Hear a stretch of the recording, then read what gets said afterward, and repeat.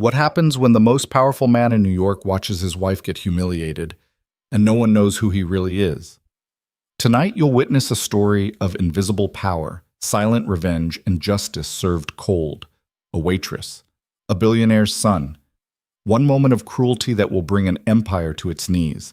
Before we begin, I invite you to stay until the very end, because what starts as humiliation will become the most satisfying takedown you've ever seen. Hit that like button and comment the city you're watching from so I can see how far this story travels. Now, let's begin. The crystal chandeliers of the Astoria Grand Ballroom cast diamonds of light across marble floors, so polished you could see your soul reflected back at you if you bothered to look down. But nobody in this room ever looked down. Not at the floors, not at the staff, and certainly not at people like Elena Cruz. She moved through the crowd like a shadow-given form, her black vest and white shirt the uniform of invisibility. Her dark hair pulled back tight, not a strand out of place. Her movements efficient, practiced, nearly silent. In her left hand, a tray of champagne flutes, each one worth more than her monthly rent. In her right, the kind of smile that had been trained into her over 3 years of working Manhattan's elite events. Smile. Nod. Don't make eye contact unless spoken to. Refill before they ask. Disappear before they remember you exist. Champagne, sir. The man in the Armani tuxedo didn't even glance her direction, just plucked a glass from her tray mid-conversation, his hand adorned with a watch that could have paid off her student loans. She was already moving away before he could change his mind about acknowledging her. The Vandermeer Annual Charity Gala, though calling it charity was generous. It was a peacocking exhibition where Manhattan's upper crust gathered to congratulate themselves on their success while pretending to care about causes they couldn't pronounce. $2,000 a plate. 500 guests.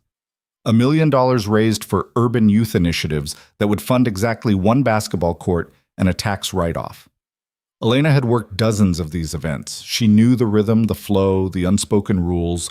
Stay near the walls, keep the trays full, watch for the signals, a raised finger, an empty glass, a wandering eye looking for service. She was good at being invisible. She had to be. Can you believe the Rothstein portfolio? A woman's voice, sharp with judgment and champagne, cut through the string quartet's Vivaldi. Absolutely tanked. I heard Margaret had to sell the Hamptons house.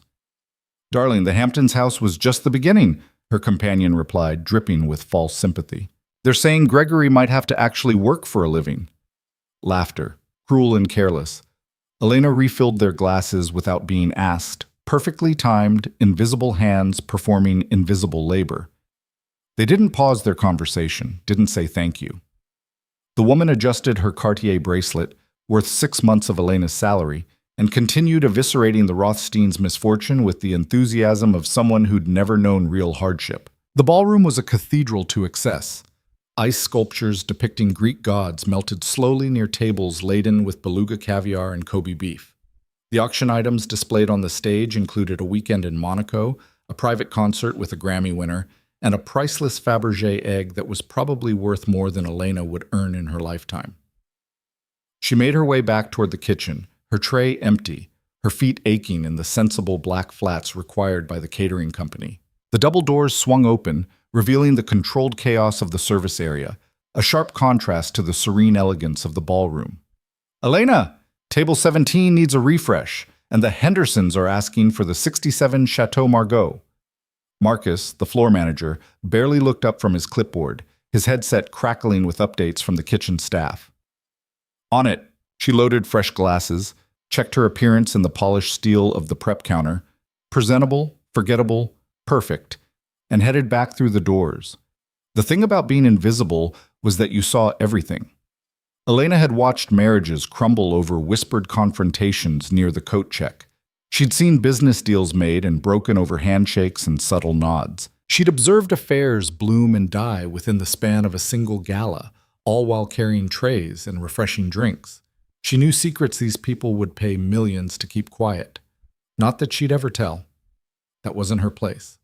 Her place was to serve, to smile, to survive, to take home her paycheck, $18 an hour plus a cut of the pooled tips, and to save every dollar she could toward the dream of something better. Maybe night classes, Maybe her own restaurant someday, something small and warm and real, where people actually saw each other. "Excuse me, miss?" Elena turned, her professional smile already in place. The woman addressing her wore a gown that probably cost more than Elena's car, a deep emerald silk that complemented diamond earrings the size of grapes. "Yes, ma'am? Is this champagne French? I specifically requested French champagne. This tastes domestic." The woman's nose wrinkled as if the very concept offended her. It was French. Dom Perignon, 2008. Elena had watched the sommelier uncork it herself. "It's Dom Perignon, ma'am. 2008 vintage, French." Elena kept her voice even, pleasant, helpful. The woman took another sip, considering. "I suppose it's acceptable, though last year's gala had the 2004. This is clearly a downgrade. I'll let the event coordinator know your feedback, ma'am." The woman had already turned away, dismissing Elena's existence as easily as she'd summoned it. Breathe, smile, move on. The night progressed in its predictable rhythm. Dinner was served, a 7-course meal that most guests picked at, more interested in being seen than in eating. Elena and the other servers navigated the spaces between tables with choreographed precision, removing plates, refilling wine, maintaining the illusion of effortless abundance. "Ladies and gentlemen," the MC's voice boomed over the sound system, "if I could direct your attention to the stage, we're about to begin this evening's auction. I promise you, we have some truly extraordinary items available tonight, all for excellent causes." The crowd shifted, attention focusing forward. Elena used the moment to clear table 9, stacking plates with practiced efficiency. That's when she first noticed him. Victor Hale stood near the bar, surrounded by a constellation of admirers, each one orbiting his wealth and status. He was 28, handsome in the way that expensive grooming and better genetics could produce, with the kind of casual arrogance that came from never hearing the word no. The Hale family owned half of Manhattan's commercial real estate and most of its new development projects. Victor's father, Charles Hale, was on the Forbes list. Victor himself was famous for nothing except being born rich and staying that way. His social media filled with pictures of yachts and nightclubs and models whose names he probably didn't remember. He was also visibly drunk. "20,000 for the Monaco package," someone called from the crowd. 25. Another bidder, competitive and eager. Elena moved along the periphery, heading back toward the kitchen with her loaded tray. She'd learned to sense trouble the way sailors learn to read weather, and right now, every instinct told her to get clear of Victor Hale's orbit. She wasn't fast enough. "Hey, you!" Victor's voice, slurred at the edges, called out across the space between them. Elena pretended not to hear, continuing her trajectory toward the kitchen doors. "Hey, waitress!" Louder now, annoyed at being ignored. She had no choice. She stopped, turned, arranged her face into pleasant neutrality. "Yes, sir. Can I help you?" He stumbled slightly as he approached, his friends following like remoras trailing a shark. Up close, she could smell the expensive scotch on his breath, see the glassy shine in his eyes. "You can help me by answering when I call you." He smiled, but it didn't reach his eyes. "What's your name?" Every alarm bell in Elena's head was ringing. "Elena, sir, is there something you need?" "Elena," he repeated, making a show of tasting the syllables. His friends laughed, though nothing funny had been said. "Pretty name. You know what I need, Elena?" "I'm happy to get you another drink, sir," or "I need people to do their jobs right." He grabbed a glass from her tray, examined it with exaggerated scrutiny. "This has a smudge. You see that? A smudge." The glass was spotless. Elena had checked them herself. "I apologize, sir. Let me get you a fresh one. You know what your problem is?" Victor stepped closer, invading her space, using his height to intimidate. "People like you don't take pride in your work. You just coast. Do the minimum. Probably think you deserve a medal just for showing up." Elena's jaw tightened, but she kept her expression neutral. Around them, conversations had started to pause. People were noticing, watching. "Sir, I assure you, I take my work very seriously. If you'll excuse me, I'll get you—" "I'm not finished talking to you." His voice rose, performance mixing with genuine aggression. You know how much my family paid for this event? How much we donate to keep places like this running, and you can't even serve a clean glass? The glass is clean, sir. The words came out before she could stop them, quiet but firm. Wrong move. Victor's face darkened. His friends went silent, sensing the shift from entertainment to something uglier. The nearby tables had stopped pretending not to watch. Did you just talk back to me? No, sir. I simply... You know what I think? Victor reached for the soda water on a nearby table, someone else's drink, he didn't care, and held it up. I think you need a lesson in humility. Elena saw it coming. Had maybe half a second to react. Not enough time to step back, to dodge, to do anything but stand there as Victor Hale, son of billionaires, prince of Manhattan real estate, upended the entire glass over her head. The liquid was cold. Shockingly cold. It soaked through her hair, her collar, ran down her face and neck, drenched her vest and shirt. Ice cubes hit her shoulder, her chest, clattered to the marble floor. The ballroom went silent, not the natural silence of paused conversations, but the heavy, awful silence of a room full of people watching something terrible happen and choosing to do nothing. Elena stood frozen, soda water dripping from her chin, her hands still gripping the tray. Her eyes stung. From the carbonation or the humiliation, she couldn't tell. Her whole body wanted to shake, to react, to scream or cry or throw the tray at Victor's smug face. She did none of those things, because she couldn't afford to. There, Victor's voice carried across the silence, satisfied and cruel. Maybe that'll teach you some respect. His friends laughed, nervous and eager, desperate to signal that they thought this was funny, that they were on the right side of power. Someone in the crowd giggled. Others looked away, suddenly fascinated by their auction programs. Elena's supervisor materialized from nowhere, his face professionally blank, but his eyes apologetic. Miss Cruz, please head to the back. I'll handle this. She wanted to say something, wanted to defend herself, to point out that the glass wasn't smudged, that she'd done nothing wrong, that Victor Hale was a drunk bully with more money than humanity. But she was outnumbered, outmatched, and out of options. So she did what she'd been trained to do, what survival demanded. She lowered her eyes, turned, and walked toward the kitchen doors with as much dignity as someone dripping with soda water could manage. Her shoes squelched slightly with each step. She could feel hundreds of eyes on her back, could imagine the whispers starting already. Did you see that? Poor girl. Well, she must have done something. Victor Hale doesn't just... Still, she should have known better than to... The kitchen doors closed behind her, muffling the rising wave of conversation as the gala moved on, the moment already being filed away as minor entertainment, a story to tell at brunch. Elena made it to the staff bathroom before her hands started shaking. She locked the door, set the tray down carefully. Even now, even in this moment, she couldn't break the dishes, couldn't give them another reason to criticize her, and looked at herself in the mirror. Her makeup was ruined, mascara bleeding dark tracks down her cheeks. Her hair hung in wet strands.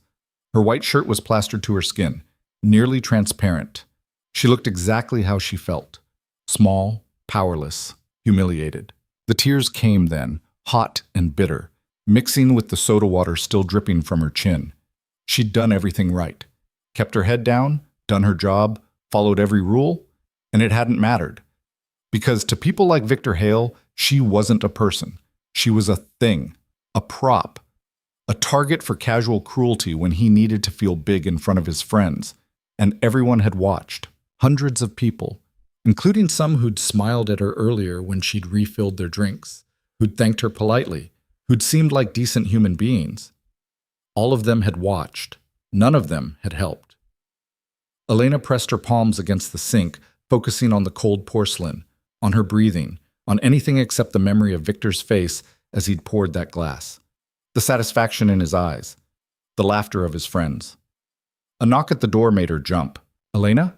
Honey, it's Sarah. One of the other servers, a middle-aged woman who'd been working these events for 15 years. Marcus sent me to check on you. You okay? Elena wiped her eyes, tried to compose herself. I'm fine. No, you're not, and you don't have to be. A pause. Listen, Marcus is dealing with it. He's trying. You want me to get your stuff? You can clock out early. No one would blame you. Clock out early meant losing hours, losing money, losing the chance to make rent this month without dipping into her carefully hoarded savings. I'm coming back out. Elena, I need the hours, Sarah. I can't afford to leave. She splashed water on her face, did what she could to fix her makeup, wrung out her hair. The shirt was hopeless, but she had a spare in her locker. Give me 5 minutes. She changed shirts, fixed her appearance as best she could, and returned to the ballroom. Her section had been reassigned, a small mercy from Marcus, so she worked the opposite end of the room, as far from Victor Hale as the space allowed. But she could still hear him, still hear the laughter, the congratulations on his successful bid for the Monaco package, the easy camaraderie of people for whom cruelty was just another form of entertainment. The rest of the night blurred together. She served drinks, cleared plates, smiled at people who either didn't know what had happened or didn't care. At one point, an older woman with kind eyes pressed a $50 bill into her hand and whispered, "I'm sorry, dear." But that was it. That was the extent of the solidarity offered. When the gala finally ended, when the last guest had collected their coat and the last table had been cleared, Elena helped break down the service area in numb autopilot.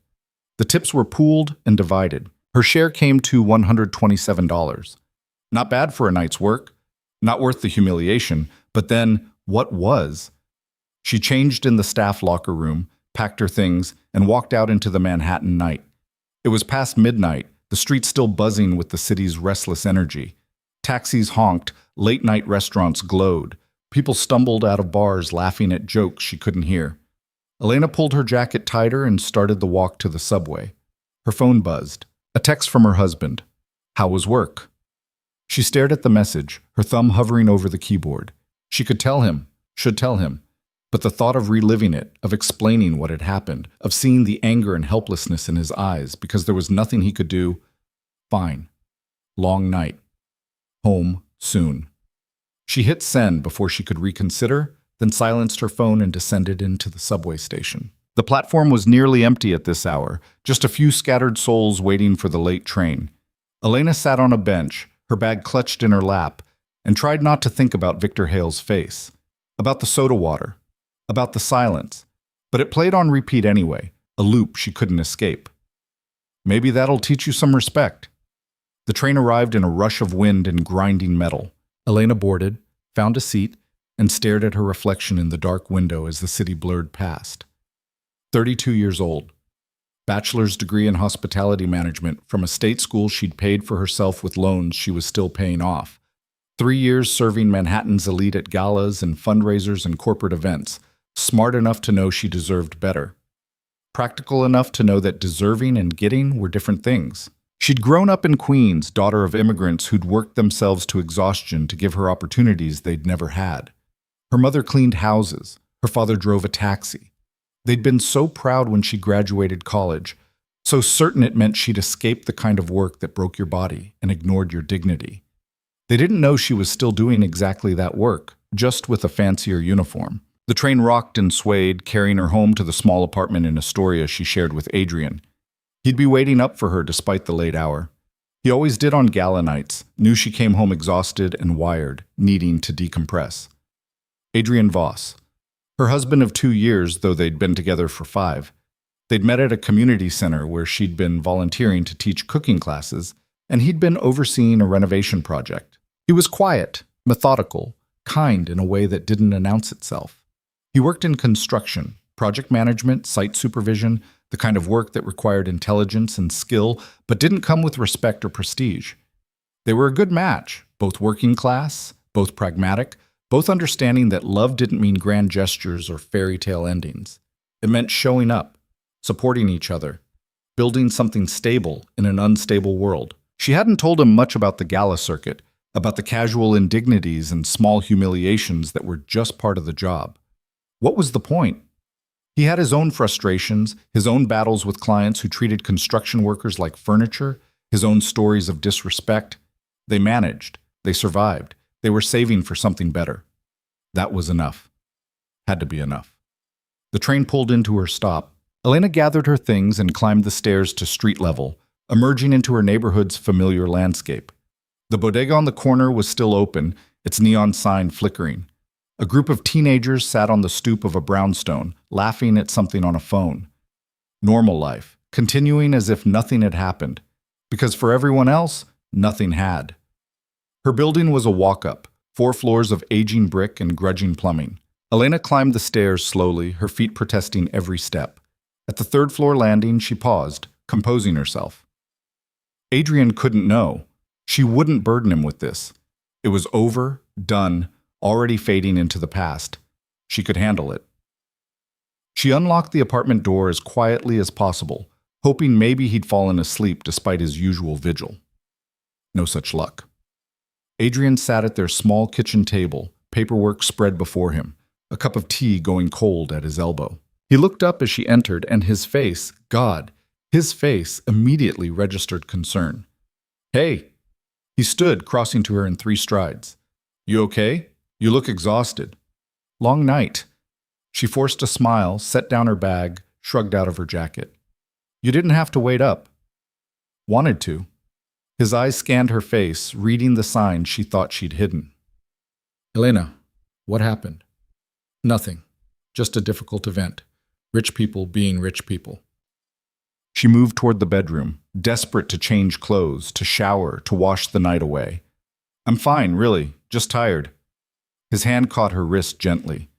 "Talk to me." And there it was, the kindness she'd married him for, the quiet strength that made her feel safe, the part of her that wanted to collapse into his arms and tell him everything warred with the part that wanted to protect him from her pain. Protection won. "Really, Adrian, I'm okay. Just exhausted. Can we talk in the morning?" She squeezed his hand, kissed his cheek. "I need a shower and about 12 hours of sleep." He studied her for a long moment, clearly unconvinced, but he nodded. "Okay. But Elena, whatever it is, whenever you're ready, I'm here." "I know." She meant it. "Thank you." In the shower, she finally let herself cry again, the water mixing with tears, washing away the soda and the makeup and the pretense. She stood under the spray until it ran cold, until she was shivering and numb and clean. When she emerged, Adrian was in bed reading on his tablet. He set it aside as she climbed in next to him, gathered her into his arms without a word, just held her, his heartbeat steady against her ear, his presence solid and real. Elena closed her eyes and tried to sleep, tried to forget, tried to convince herself that tomorrow would be better, that the humiliation would fade, that Victor Hale would never think about her again, and she could return the favor. She almost believed it. What Elena didn't know, what she couldn't know, was that 3 tables away from where Victor Hale had humiliated her, a man in an understated suit had witnessed everything. James Chen had been Charles Hale's personal attorney for 7 years. He attended these galas as a professional courtesy, networking and observing, keeping his finger on the pulse of Manhattan's elite. He knew everyone worth knowing and most of their secrets. He'd watched Victor's performance with growing disgust. He'd seen the cruelty, the entitlement, the casual destruction of another person's dignity. He'd waited, hoping someone would intervene. No one had. And James Chen had a problem with that. Because 3 months ago, he'd been hired for a side project by a man who preferred to work behind the scenes.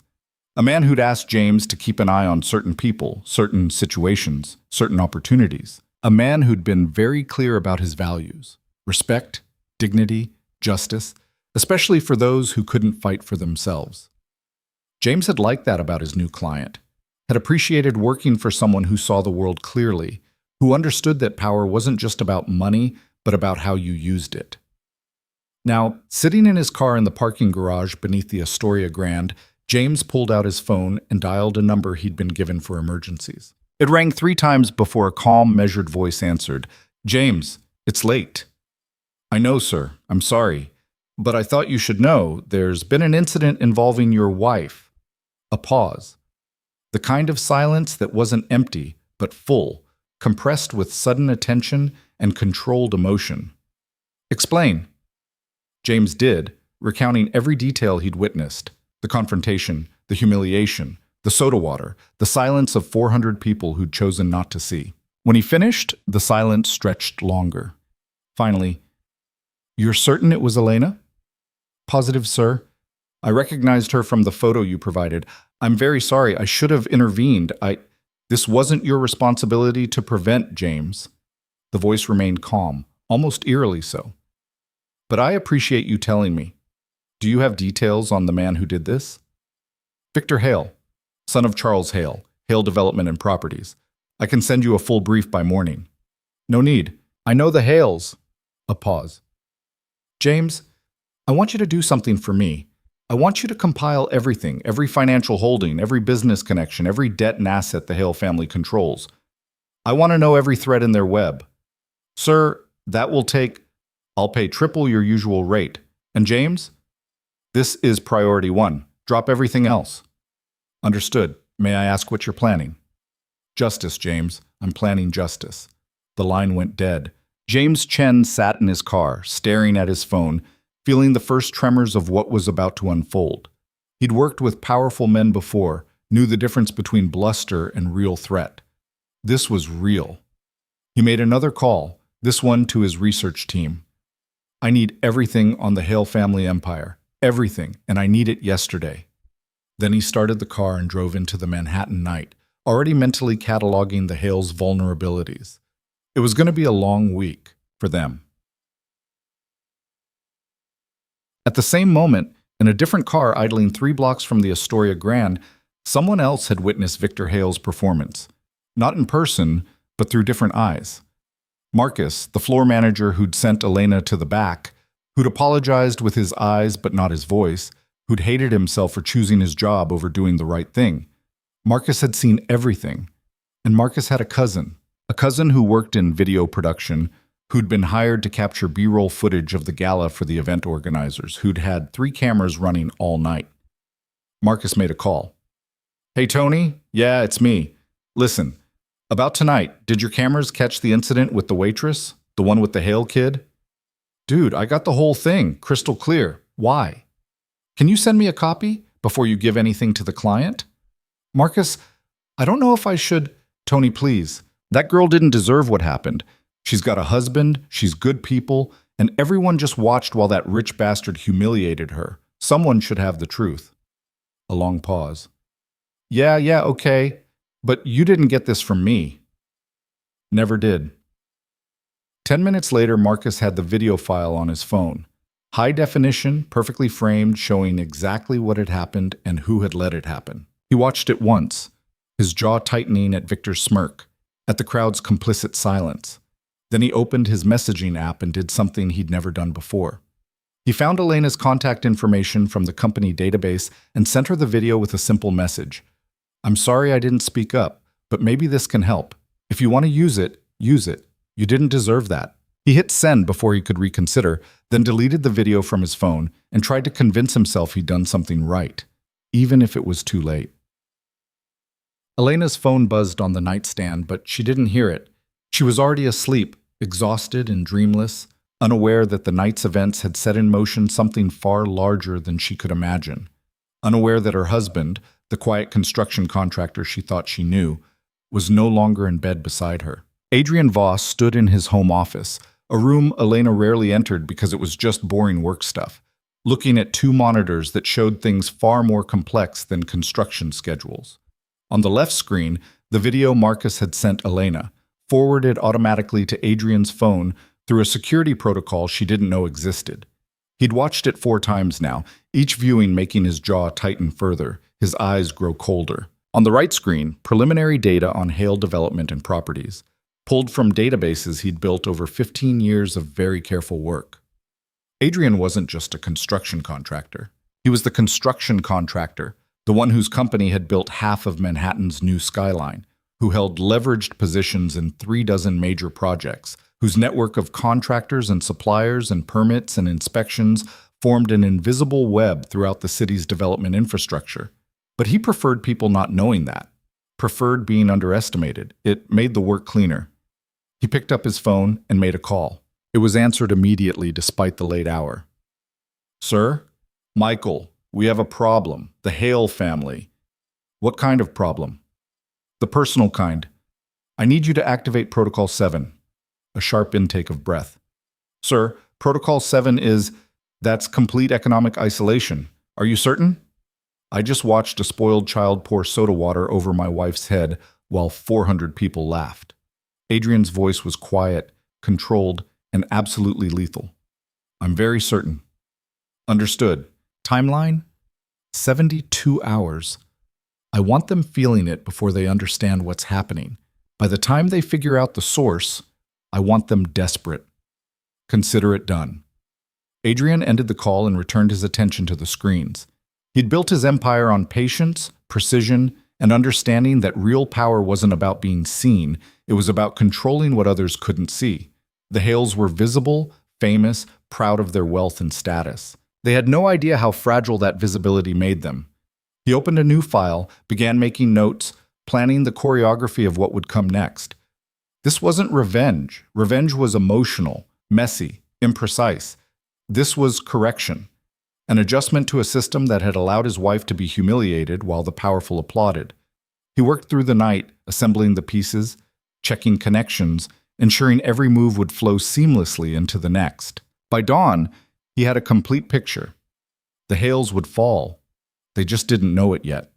As the sun began to rise over Manhattan, painting the skyline in shades of gold and shadow, Adrian finally returned to bed. Elena was still sleeping, her face peaceful in the early morning light.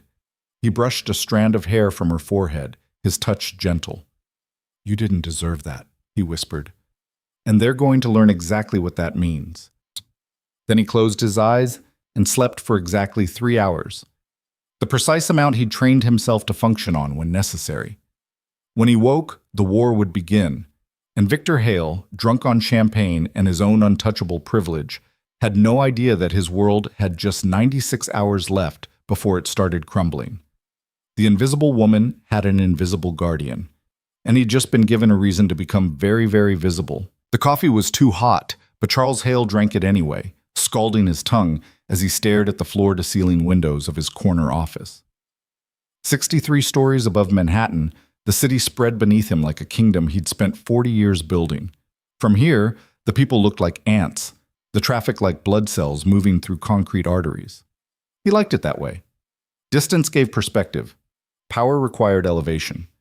His phone buzzed, the fourth time in 10 minutes. He ignored it, savoring the moment of peace before the chaos of another day. Charles Hale hadn't built an empire by being reactive. He was methodical, strategic, patient. While other developers chased trends, he built foundations. While they leveraged themselves into oblivion during boom times, he maintained liquidity. While they panicked during downturns, he bought their assets for pennies on the dollar. Hale development and properties wasn't just successful, it was inevitable. 32 major projects across Manhattan, Brooklyn, and Queens. A portfolio worth north of $8 billion. Political connections that ran from City Hall to the governor's mansion. The kind of institutional power that didn't just weather storms, but created them for competitors. The phone buzzed again. Charles sighed and picked it up. His assistant, Margaret, sounded uncharacteristically flustered. "Mr. Hale, I'm sorry to bother you so early, but we have a situation. The concrete delivery for the Hudson Yards expansion. They're saying there's been a scheduling conflict. They can't deliver today." "Then they deliver tomorrow. What's the problem?" "Sir, they can't deliver tomorrow either, or this week. They're saying something about supply chain issues and contractual obligations to other projects. I've called 3 other suppliers, and they're all saying the same thing." Charles set down his coffee, a small thread of concern weaving through his morning calm. "All of them? That's unusual." "Yes, sir. And that's not all. I just got off the phone with the permits office. They're saying there's a clerical error with our Williamsburg development. They need to review the entire application again." "What kind of clerical error?" "They won't specify, just that it needs review. It could take weeks." Now Charles was fully alert. 2 problems before 9 a.m. was coincidence. 3 would be a pattern. "What else?" Margaret hesitated. "The electrical contractor for the Queens project just pulled out, said they're overextended and can't meet our timeline. And the bank called about the credit line for the—" "Stop." Charles stood, his reflection in the window sharp and commanding. Silver hair, tailored suit, the posture of a man who'd never learned to bend. "Get David in my office, now, and I want a full status report on every active project within the hour." "Yes, sir." He ended the call and immediately dialed his son. Victor answered on the fourth ring, his voice thick with sleep. "Dad, it's 8 in the morning. Are you still in bed?" "I got in late. The Vandermeer thing ran long." Charles felt a familiar spike of irritation. Victor was 28 years old, heir to an empire, and still acted like a fraternity president on permanent spring break. "How did it go?" "Fine. Boring, mostly. Same people, same conversations. I won the Monaco package, though. Thought I'd take Jessica, and I need you in the office by 10. We have some fires to put out." "Can't David handle it? I'm supposed to meet with the architect about the penthouse redesign." "Victor." Charles let the silence stretch, employing the tone that had cowed business rivals and city officials. 10 a.m. Don't be late." He hung up before his son could respond, then turned back to the windows. The city glittered in the morning sun, beautiful and indifferent. Somewhere down there, problems were multiplying. Small ones, probably. The kind that cropped up in complex operations. Nothing he hadn't handled 1,000 times before. But the timing bothered him. The coordination bothered him more. Across town, in a modest office above a hardware store in Long Island City, Adrian Voss was 3 hours into his workday. His desk held 2 computer monitors, a notepad covered in precise handwriting, and a cup of coffee that had gone cold an hour ago. He looked exactly like what he claimed to be, a construction project manager reviewing schedules and coordinating contractors. The paperwork in front of him supported that image: delivery schedules, permit applications, crew assignments. What wasn't visible was the second layer of his work, the real work, happening in encrypted files and secure communications that left no traces. His phone rang. Michael Chen. No relation to James, though the coincidence had proven useful over the years. "Status?" Adrian asked. "Phase 1 complete. Every concrete supplier in the tri-state area has suddenly discovered urgent obligations to other projects. The ones who don't work with us regularly got very attractive offers from our shell companies. The ones who do work with us understand the situation. How long can we maintain the bottleneck?" "Indefinitely, if needed. But it'll get expensive after 2 weeks. We're essentially paying to keep concrete away from them." 2 weeks is fine. What about the permits?" 3 projects flagged for review. The clerks involved are legitimate. No bribes, no coercion. We just made sure certain inconsistencies in the Hale applications got noticed. Things that were always there but nobody looked closely enough to catch. Because nobody was motivated to look, Adrian said quietly. "Until now." "Until now," Michael confirmed. "The electrical contractors pulled out this morning, citing capacity issues. The union reps you met with last month were very understanding about redirecting their people to other projects." Adrian made a note on his pad. "Financial pressure?" "The credit line inquiries started at 8:15. Nothing aggressive yet, just the banks doing due diligence on some unusual activity in the Hale accounts. Activity that doesn't actually exist, but their fraud detection algorithms don't know that." "False positives?" "Very sophisticated false positives. By the time they sort it out, the damage to confidence will be done. Banks hate uncertainty." "Good. What about the son?" Michael's voice took on a note of satisfaction. "Victor Hale had quite a night. The video from the gala is already circulating in certain circles. I made sure it reached 3 gossip bloggers and 2 investigative journalists. Nobody's published yet, but they're digging." Adrian's jaw tightened at the mention of the video. He'd watched it again this morning, forcing himself to see every detail. The casual cruelty, Elena's forced composure, the room's complicit silence. "Don't push the video publicly yet," he said. "I want them confused first, scared second, exposed last." "Understood." "Oh, and one more thing. The Times is working on a piece about commercial development patterns in Manhattan. Their real estate reporter has been asking questions about the Hale projects, specifically about labor practices and safety records." "We didn't plant that story." "No, but we made sure she had access to some interesting public records. The Hales have been cutting corners for years. They just always had enough influence to keep it quiet." "Not anymore." Adrian closed the file in front of him. "Keep the pressure steady. I want them feeling the squeeze but not understanding the source. Confusion is a weapon. They'll figure it out eventually. By then it won't matter." Adrian stood, stretching muscles stiff from hours of sitting. "I have a site inspection in Queens. Keep me updated." He ended the call and gathered his things: hard hat, work boots, the worn jacket with Voss construction embroidered on the chest. The uniform of invisibility, carefully maintained over 15 years. Because Adrian Voss had learned something crucial early in his career. The people who built the city were treated like they were beneath the people who owned it. Contractors, workers, tradesmen, they were means to an end, interchangeable and forgettable, which meant nobody paid attention when they accumulated power of their own. The job site in Queens was a mixed-use development, 8 stories of retail and residential going up on a lot that had been vacant for a decade. Adrian's company held the general contract, coordinating the dozens of subcontractors and suppliers required for a project this size. He spent 2 hours walking the site, talking to crew leaders, checking progress against schedules. He knew most of these men and women by name, knew their families, their struggles, their pride in doing good work. He paid above union scale, maintained strict safety standards, and never asked them to cut corners. In return, they were loyal, absolutely loyal. Mr. Voss? One of the foremen, Danny Rodriguez, approached with a clipboard. Got a question about the electrical schedule. The supply order we placed last month, they're saying it might be delayed. How delayed? 2 weeks, maybe 3. Something about high demand. Adrian made a show of checking his notes. Let me make some calls. We might be able to source from a different supplier. I don't want this putting us behind schedule. Thanks, boss. Oh, and I heard something interesting this morning. Danny lowered his voice. My cousin works on the Hale project over in Williamsburg. They just got shut down. Permit issues or something. Whole crew sent home. That's unfortunate.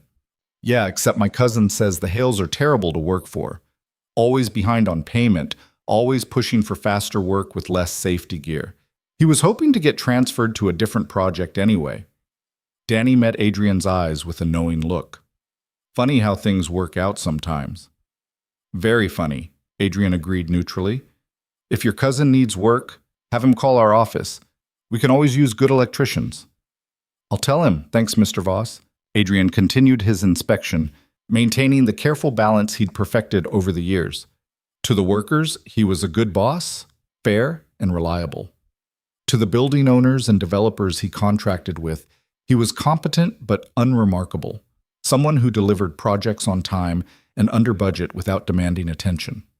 Nobody suspected that the unassuming contractor coordinated a network of relationships that spanned the entire construction ecosystem of New York City, that he held strategic positions in suppliers, unions, permit facilitators, inspection services, that he'd spent 15 years building redundancies and leverage points, always careful, always quiet, always preparing for a moment he'd hoped would never come, the moment when someone hurt the one person who mattered more than all of it.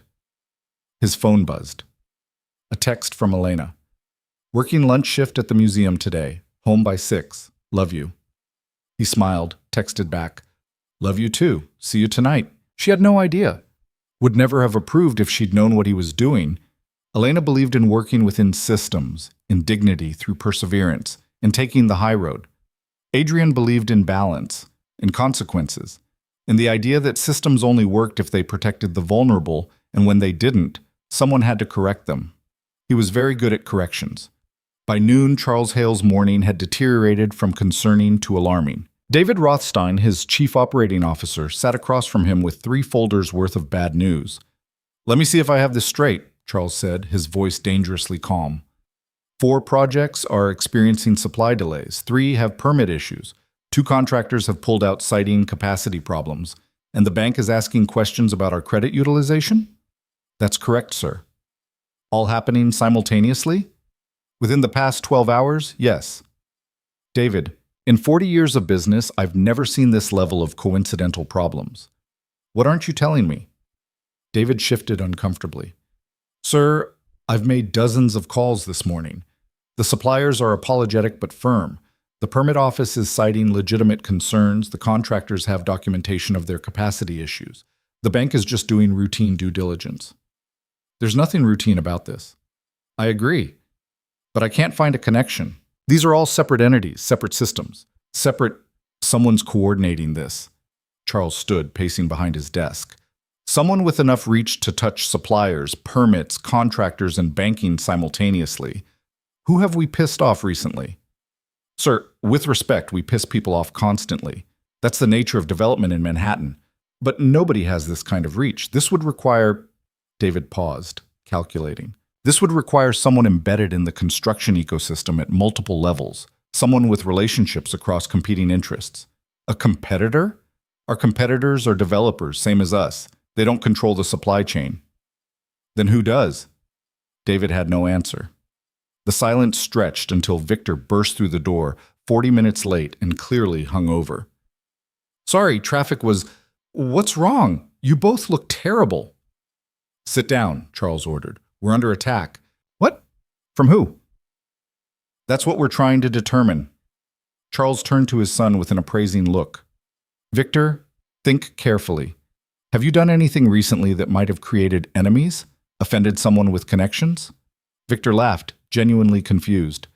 Dad, I offend people every weekend. That's kind of my thing. You want me to list everyone I've been rude to? We'll be here all week. I'm serious. This is coordinated action against our company. Someone with significant resources and reach. Okay. Victor thought for a moment. There was that thing at the club last month with the Westchester crew, but that was just talk. And I might have screwed over Todd Chen on the Monaco bid, but he's not exactly The gala, David interrupted. Last night. Anything unusual happen? Victor shrugged. Same boring event, same boring people. I won the Monaco package, drank too much, came home. Why? Charles and David exchanged looks. The gala had been a Hale Properties sponsored event. If something had happened there. Nothing else? Charles pressed. No confrontations? No unusual conversations? Just the usual networking. Oh, and I had to put some waitress in her place. She got mouthy. The temperature in the room dropped 10 degrees. Explain, Charles said quietly. It was nothing. This server gave me attitude. I called her on it. End of story. What exactly did you do? Look, she was being unprofessional and I made a point. It's not a big deal. Victor. Charles's voice could have cut glass. What did you do? Something in his father's tone finally penetrated Victor's hangover haze. I poured a drink on her. It was just soda water, not like it was... You assaulted a service worker at a public event? Assault? Dad, come on, it was barely... Was anyone filming? David asked, already pulling out his phone. I don't know, maybe? There were cameras everywhere. David's fingers flew across his screen. 30 seconds later, his face went pale.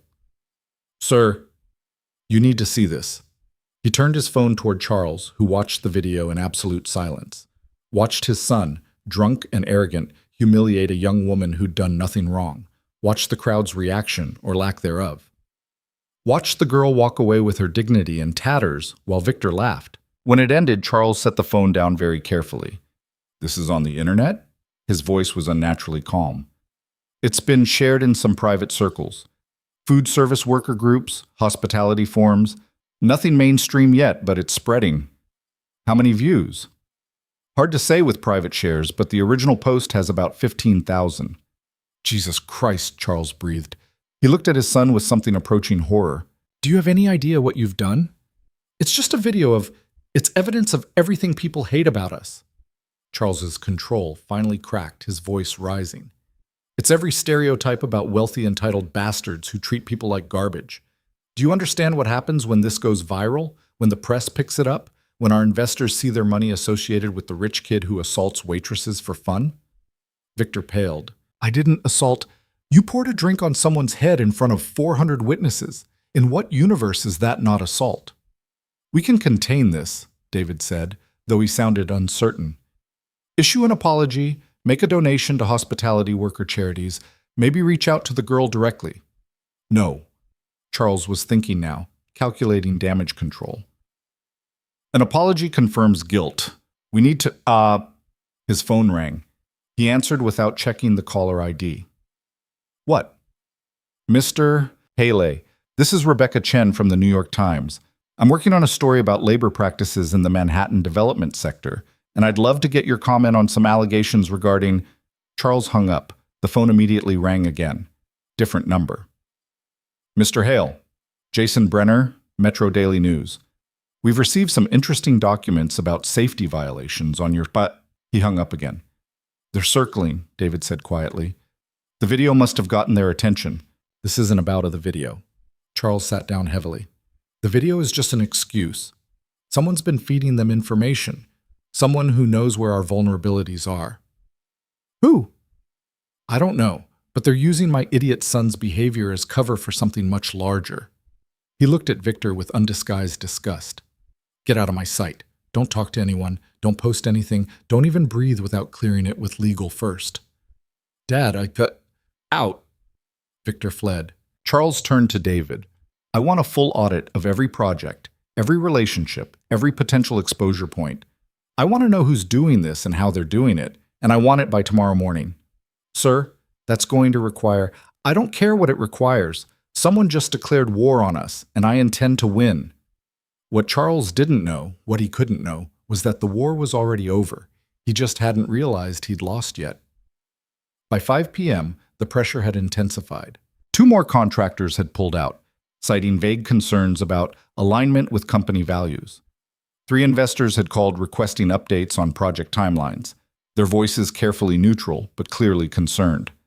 The Times had published a preliminary piece about labor practices in development, with Hale Properties featured prominently in a sidebar about safety violations. The stock price of Hale's publicly traded subsidiary had dropped 4%. Small numbers, manageable damage, but trending in the wrong direction. Charles stood at his window again, watching the sun set over his kingdom, and felt something he hadn't experienced in decades: uncertainty. Somewhere out there, an enemy was moving against him with precision and patience. Someone who understood his business intimately. Someone with resources and reach and careful planning. Someone who wanted more than money. This felt personal. His phone buzzed, a text from his head of security. Need to meet. Found something. Tonight. Charles typed back, my office, 7 p.m. He had 3 hours to figure out who was destroying his empire before it became irreversible. 3 hours to find leverage, to identify the enemy, to mount a counterattack. He'd built this company from nothing. Survived recessions, scandals, and competitions that would have broken weaker men. He wasn't about to lose it to some invisible adversary over his son's drunken stupidity. But as the sun disappeared behind the skyline and the city lights began to glow, Charles Hale felt the first genuine fear of his career. Because whoever was doing this wasn't making mistakes. And that meant they'd been planning for a very, very long time. Across the city, Elena finished her shift at the museum cafe, her feet aching from 6 hours of standing, her smile tired but genuine as she said goodbye to her coworkers. She'd worked 2 jobs for the past year, saving every dollar toward the dream of opening her own place someday. The gala felt like a distant memory now, pushed down where she kept all the indignities that came with service work. Forget and move forward. That was survival. She took the subway home, emerged into her neighborhood's familiar chaos, climbed the stairs to the apartment where Adrian would be waiting. He was in the kitchen, cooking something that smelled amazing, still wearing his work clothes. He looked up as she entered, his face lighting up in the quiet way that always made her feel seen. Hey, beautiful. How was your day? Long. She kicked off her shoes, crossed to him, wrapped her arms around his waist from behind.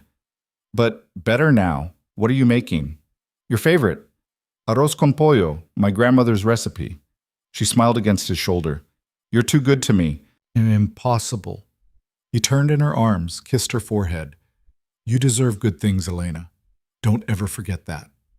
Something in his voice made her look up, studying his face. There was intensity there, a fierce protectiveness she recognized but couldn't quite place. Adrian, is everything okay? Everything's perfect, he said, and kissed her before she could question further. They ate dinner at their small table, talking about nothing important, enjoying the simple comfort of each other's company. Elena had no idea that across the city, an empire was beginning to crumble. Had no idea that her husband had set forces in motion that would rewrite the power structures of Manhattan development. She was just happy to be home, safe, loved, and Adrian was content to let her believe that was enough. For now. Charles Hale's head of security arrived at 7 p.m. sharp, carrying a tablet and wearing the expression of a man who'd discovered something he wished he hadn't. Marcus Levine had worked corporate security for 20 years, and Charles trusted his discretion absolutely. "Show me," Charles said without preamble.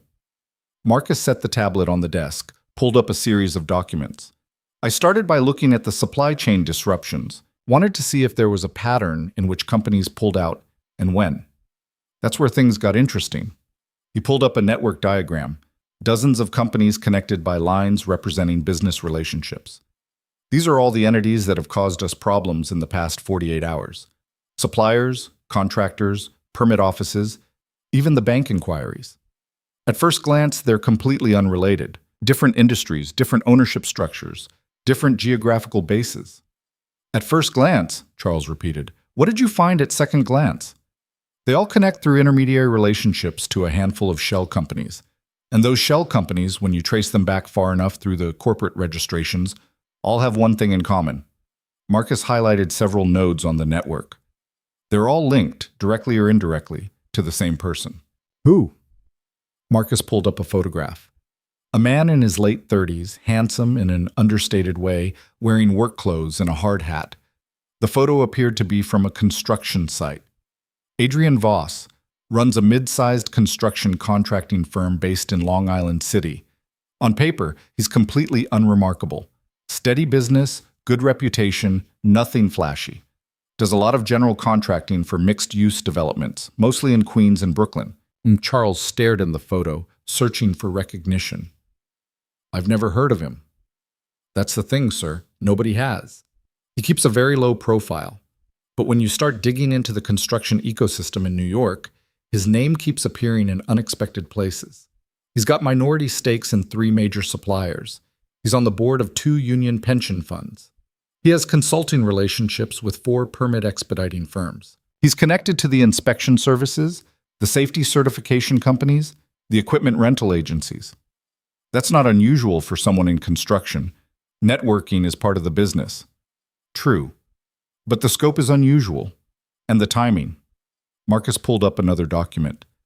"I found 17 instances in the past 5 years where Voss's companies or associates were involved in projects that experienced unexpected difficulties. Projects that were then acquired at discount by entities that, several steps removed, connect back to Voss."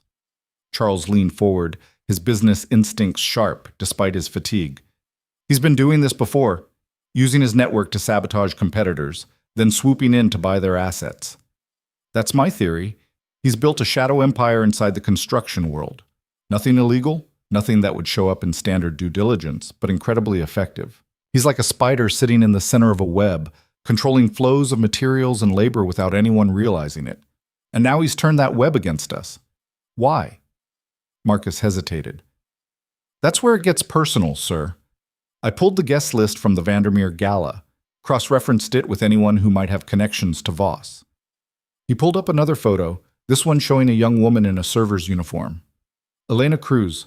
She worked the gala as waitstaff. She's also married to Adrian Voss." The silence in the office was absolute. Charles felt something cold settle in his stomach. "The waitress Victor humiliated." "Yes, sir." "You're telling me that my son poured a drink on the wife of a man who controls half the construction infrastructure in New York City?" "That's exactly what I'm telling you, sir." Charles sat down slowly, his mind racing through implications. This wasn't a business rival making a move. This wasn't even about money or market share. This was a man defending his wife's honor, using tools Charles hadn't even known existed. "How much damage can he do?" "Sir, with respect, he's already doing it. Every delay, every permit issue, every contractor pulling out, that's all Voss. He's not attacking us directly because he doesn't need to. He's just making it impossible for us to operate, like turning off the oxygen without actually touching us. There has to be a vulnerability. Everyone has pressure points. I've been looking. His company is privately held, so no shareholders to pressure. He has no debt that I can find, no obvious financial leverage. His personal life is quiet, married, no kids, lives in a modest apartment in Astoria, no scandals, no vices, nothing we can use against him. What about his wife? If she's the trigger, maybe she's also the solution." Marcus looked uncomfortable. "Sir, I don't think approaching her directly would be wise. From what I can tell, Voss keeps his professional life completely separate from his personal life. His wife probably has no idea what he's doing. Going after her would only make things worse. Charles stood, pacing again, his mind working through options. He'd built his empire through aggressive tactics and calculated risks, but this was different. This was an opponent who'd thought 3 moves ahead, who'd spent years building tools Charles couldn't match. What do we know about his network? Can we target his associates? Cut off his access? We could try, but it would take months to even map the full extent of his connections, and he'd see us coming. Plus, a lot of his relationships are legitimate business partnerships. If we start trying to pressure his associates, we look like the aggressors. We are not the aggressors here. No, sir, but that's not how it would play publicly, especially with that video circulating. Right now, the narrative is rich developers treating workers badly. If we start going after a small contractor and his wife, we confirm every negative stereotype. Charles slammed his hand on the desk, making Marcus jump. 40 years of building, of winning, of being the most powerful person in every room, and now he was being outmaneuvered by a contractor in work boots. Get me everything you can find on Adrian Voss. Everything. I want to know where he went to school, what he eats for breakfast, who he talks to, what he dreams about. There has to be something we can use. Yes, sir. And Marcus? Absolute discretion on this. If Voss realizes we've identified him, he might accelerate whatever timeline he's working on.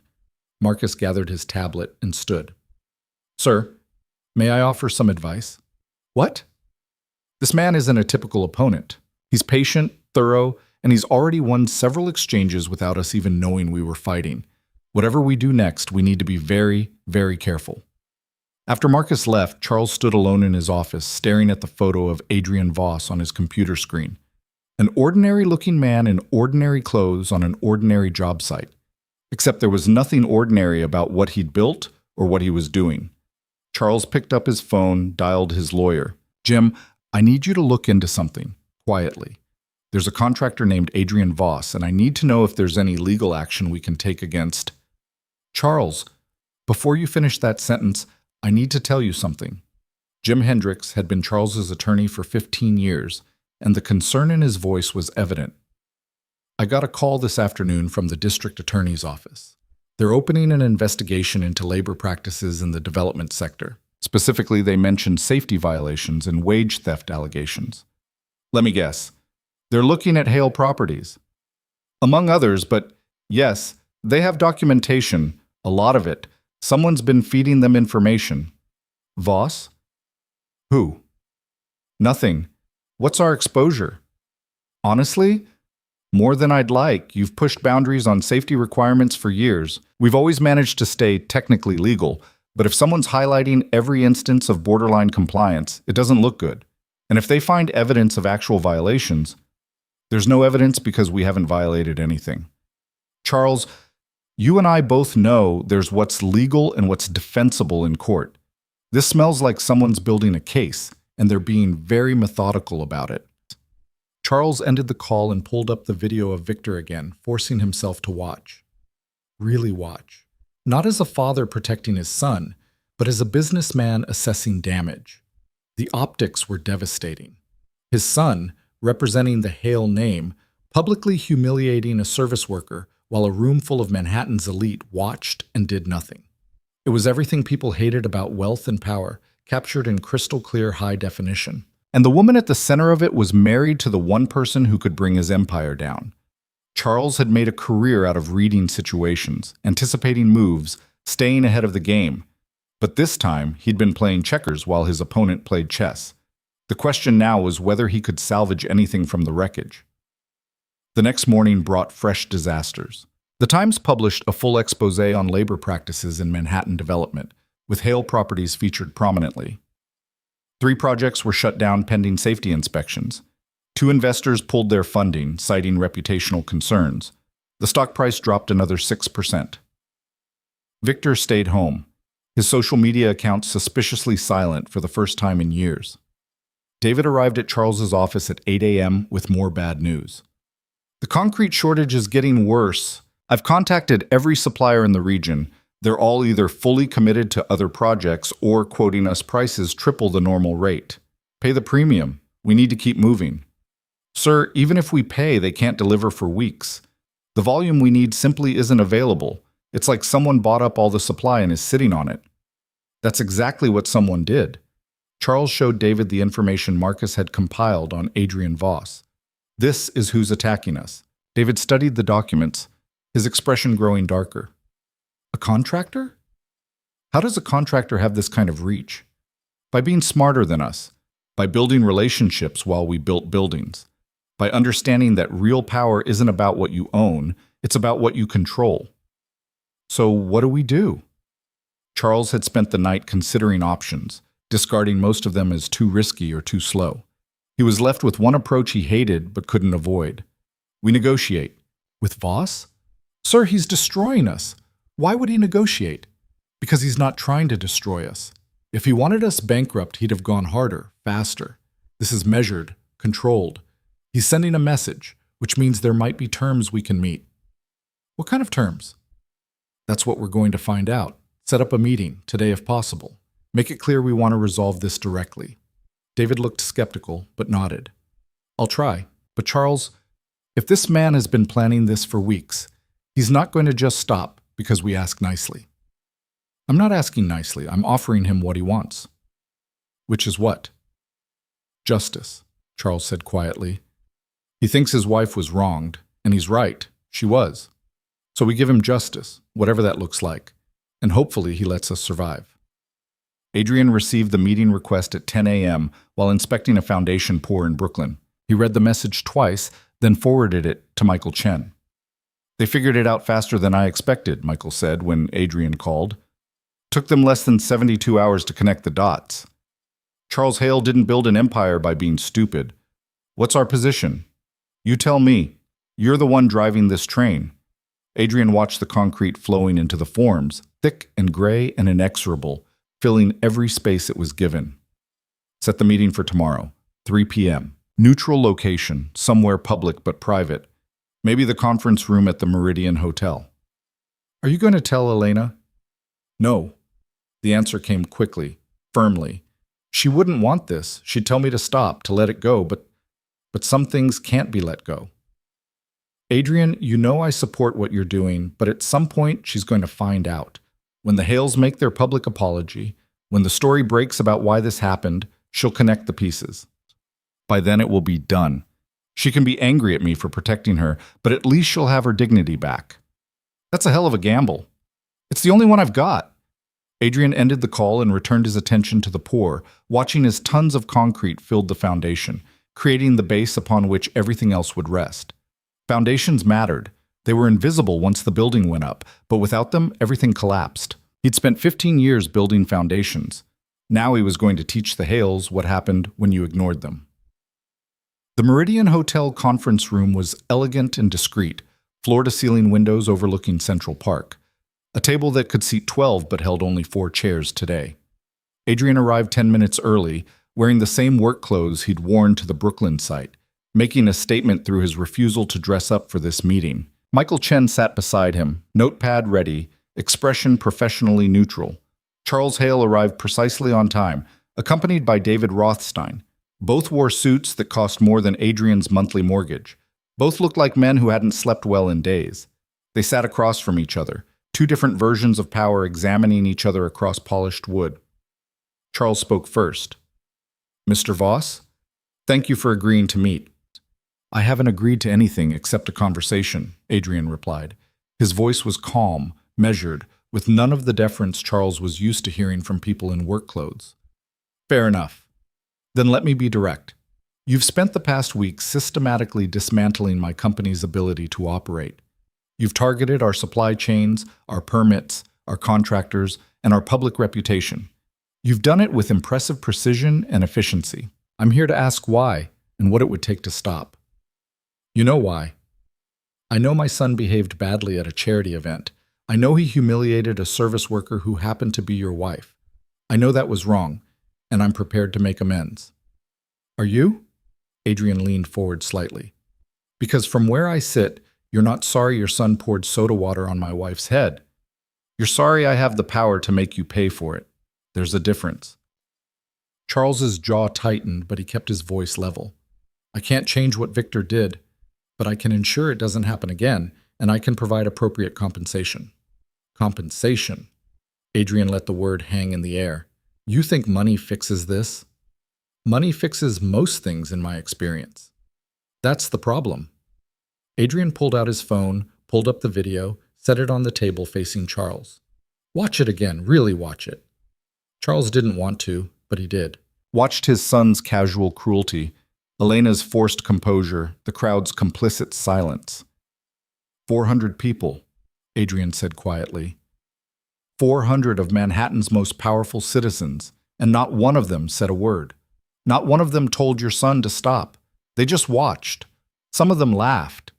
My wife stood there, dripping with soda water in humiliation, and the entire room decided she didn't matter enough to defend.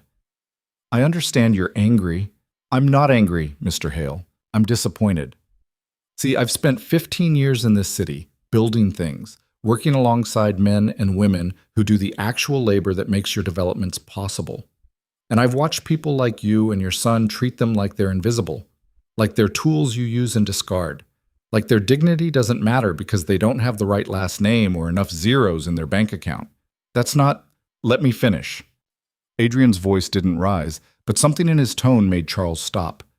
I built my network quietly because I understood something you didn't. The people who actually make this city work, the contractors, the suppliers, the workers, the inspectors, they remember how they're treated.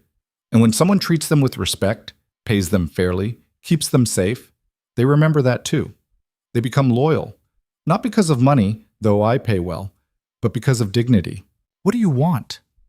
I want you to understand what you've done, not just to my wife, but to every person your family has treated as less than human. I want you to feel what it's like to be powerless, to have everything you've built threatened by someone who sees you as insignificant.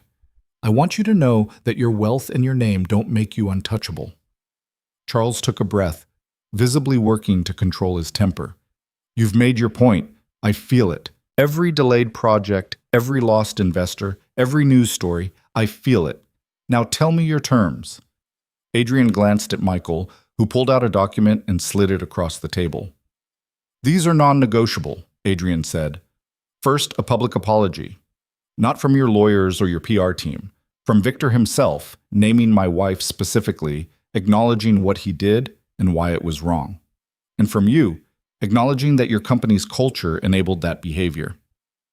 Charles's face darkened. A public apology would be admitting liability. It would open us up to lawsuits. I don't care about your legal concerns. That's term one. What else? Second, you establish a foundation for service workers' rights and dignity. Fund it with $50 million. It will provide legal assistance, education, and support for hospitality and construction workers who face abuse or exploitation. My wife will be on the board, if she chooses. It will be named after her mother, who spent 40 years cleaning houses for people who never bothered to learn her name. David pulled out a calculator, started running numbers. Charles just stared at Adrian. Third, Adrian continued, you implement real labor protections across all Hale properties, union wages, safety standards that exceed city requirements, respectful treatment protocols, and you submit to quarterly audits by an independent organization that I will help establish. You're asking me to restructure my entire business model. I'm asking you to treat people like they matter. And if I refuse? Adrian leaned back, his expression unchanged. Then the concrete shortage continues. The permit issues multiply. Your investors keep pulling out. The DA's investigation finds all those borderline safety violations you thought nobody noticed. The bank gets nervous about your credit lines. Your competitors sense weakness and circle. And in 6 months, maybe a year, Hale Properties doesn't exist anymore. You can't maintain this pressure indefinitely. It's costing you money too. I can maintain it longer than you can survive it. I built my network over 15 years, Mr. Hale. I'm not overextended. I'm not leveraged. I don't have shareholders demanding quarterly returns. I have patience, resources, and absolutely nothing to lose except my respect for myself if I let what happened to my wife go unanswered. The silence stretched. Charles looked at David, who was still running calculations, his expression grim. These terms would cost us hundreds of millions, Charles said finally. Less than bankruptcy would cost you. They would fundamentally change how we do business. That's the point. Charles stood, walked to the window, stared out at Central Park. 40 years of building, of winning, of being the most powerful person in every room. And now, this. If I agree to these terms, he said without turning, you stop. Immediately. All of it. I stop the active pressure, yes. The concrete flows again. The permits clear. Your contractors return. The bank inquiries disappear. But understand something, Mr. Hale. I'm not going away. I'll be watching. If your company slides back into old patterns, if you start treating workers like they're disposable again, I'll know. And this will look gentle compared to what comes next. Charles turned back, his face a mask of controlled fury and grudging respect. You've got your deal. I want the terms in writing, with specifics on timeline and implementation. Michael will handle the details with your legal team, but the apology happens first. This week, public, specific, and genuine. Only after that do the other wheels start turning. My son is going to fight this. Your son is going to do exactly what you tell him, or he's going to watch the empire his grandfather built disappear because he couldn't control himself at a party. Adrian stood, buttoned his jacket. You have 48 hours to make the arrangements. After that, I start phase 2, and you really won't like what that looks like. He walked toward the door, Michael following. Voss? Charles's voice stopped him. Why didn't you just destroy us? You had the power. You could have bankrupted us completely, torn down everything my family built. Why offer terms? Adrian looked back, his expression softening slightly. Because my wife wouldn't want that. She believes in justice, not revenge. She believes people can change, can do better. I don't share her optimism about human nature, but I respect it. So you get one chance to prove her right. Don't waste it. He left Charles and David standing in the conference room, two powerful men suddenly aware of how fragile their power actually was. In the hallway, Michael exhaled slowly. That was intense. It needed to be. Adrian pulled out his phone, checked the time. How long until they agree? Charles will fight it for a day or so, try to negotiate better terms, but he'll agree. He's smart enough to know he's beaten. Good. Start drafting the implementation protocols. I want every detail nailed down before they have time to find loopholes. You really think they'll change? That this will actually make a difference? Adrian was quiet for a moment, thinking of Elena, of the workers he'd spent 15 years protecting, of every person who'd ever been treated as less than human by people who thought wealth made them gods. Maybe not. Probably not.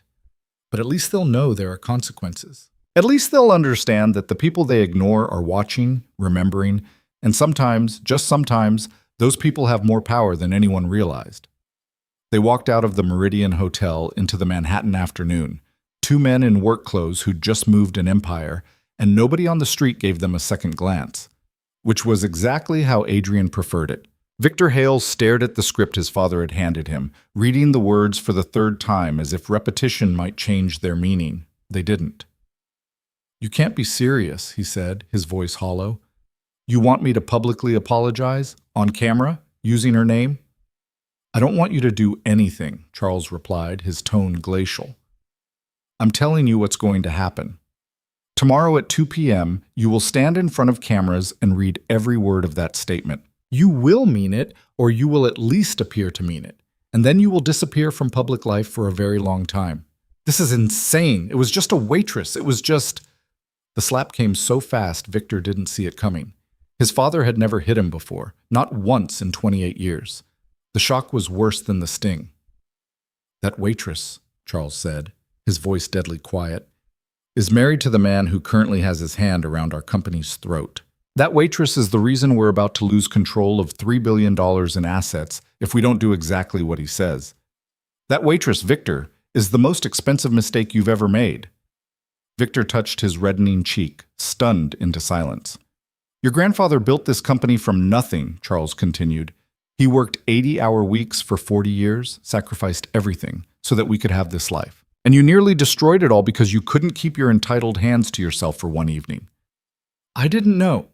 That's the problem. You never know because you never think.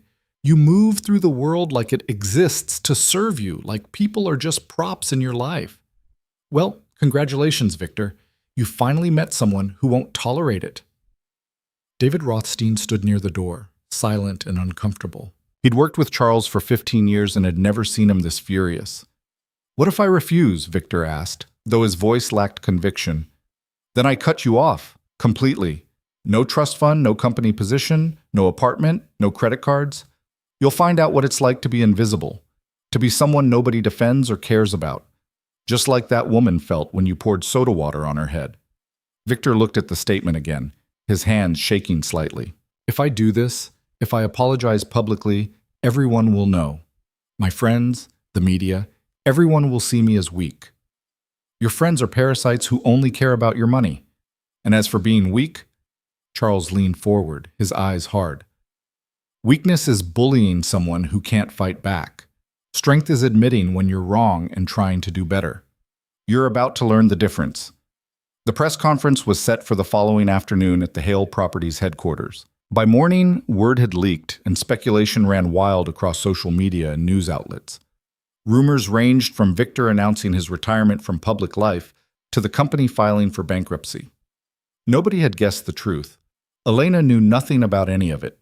She'd worked the breakfast shift at the museum cafe, come home exhausted, and fallen asleep on the couch while Adrian worked in his office. She'd been having nightmares about the gala, waking up with the phantom sensation of cold liquid running down her face, the echo of laughter in her ears.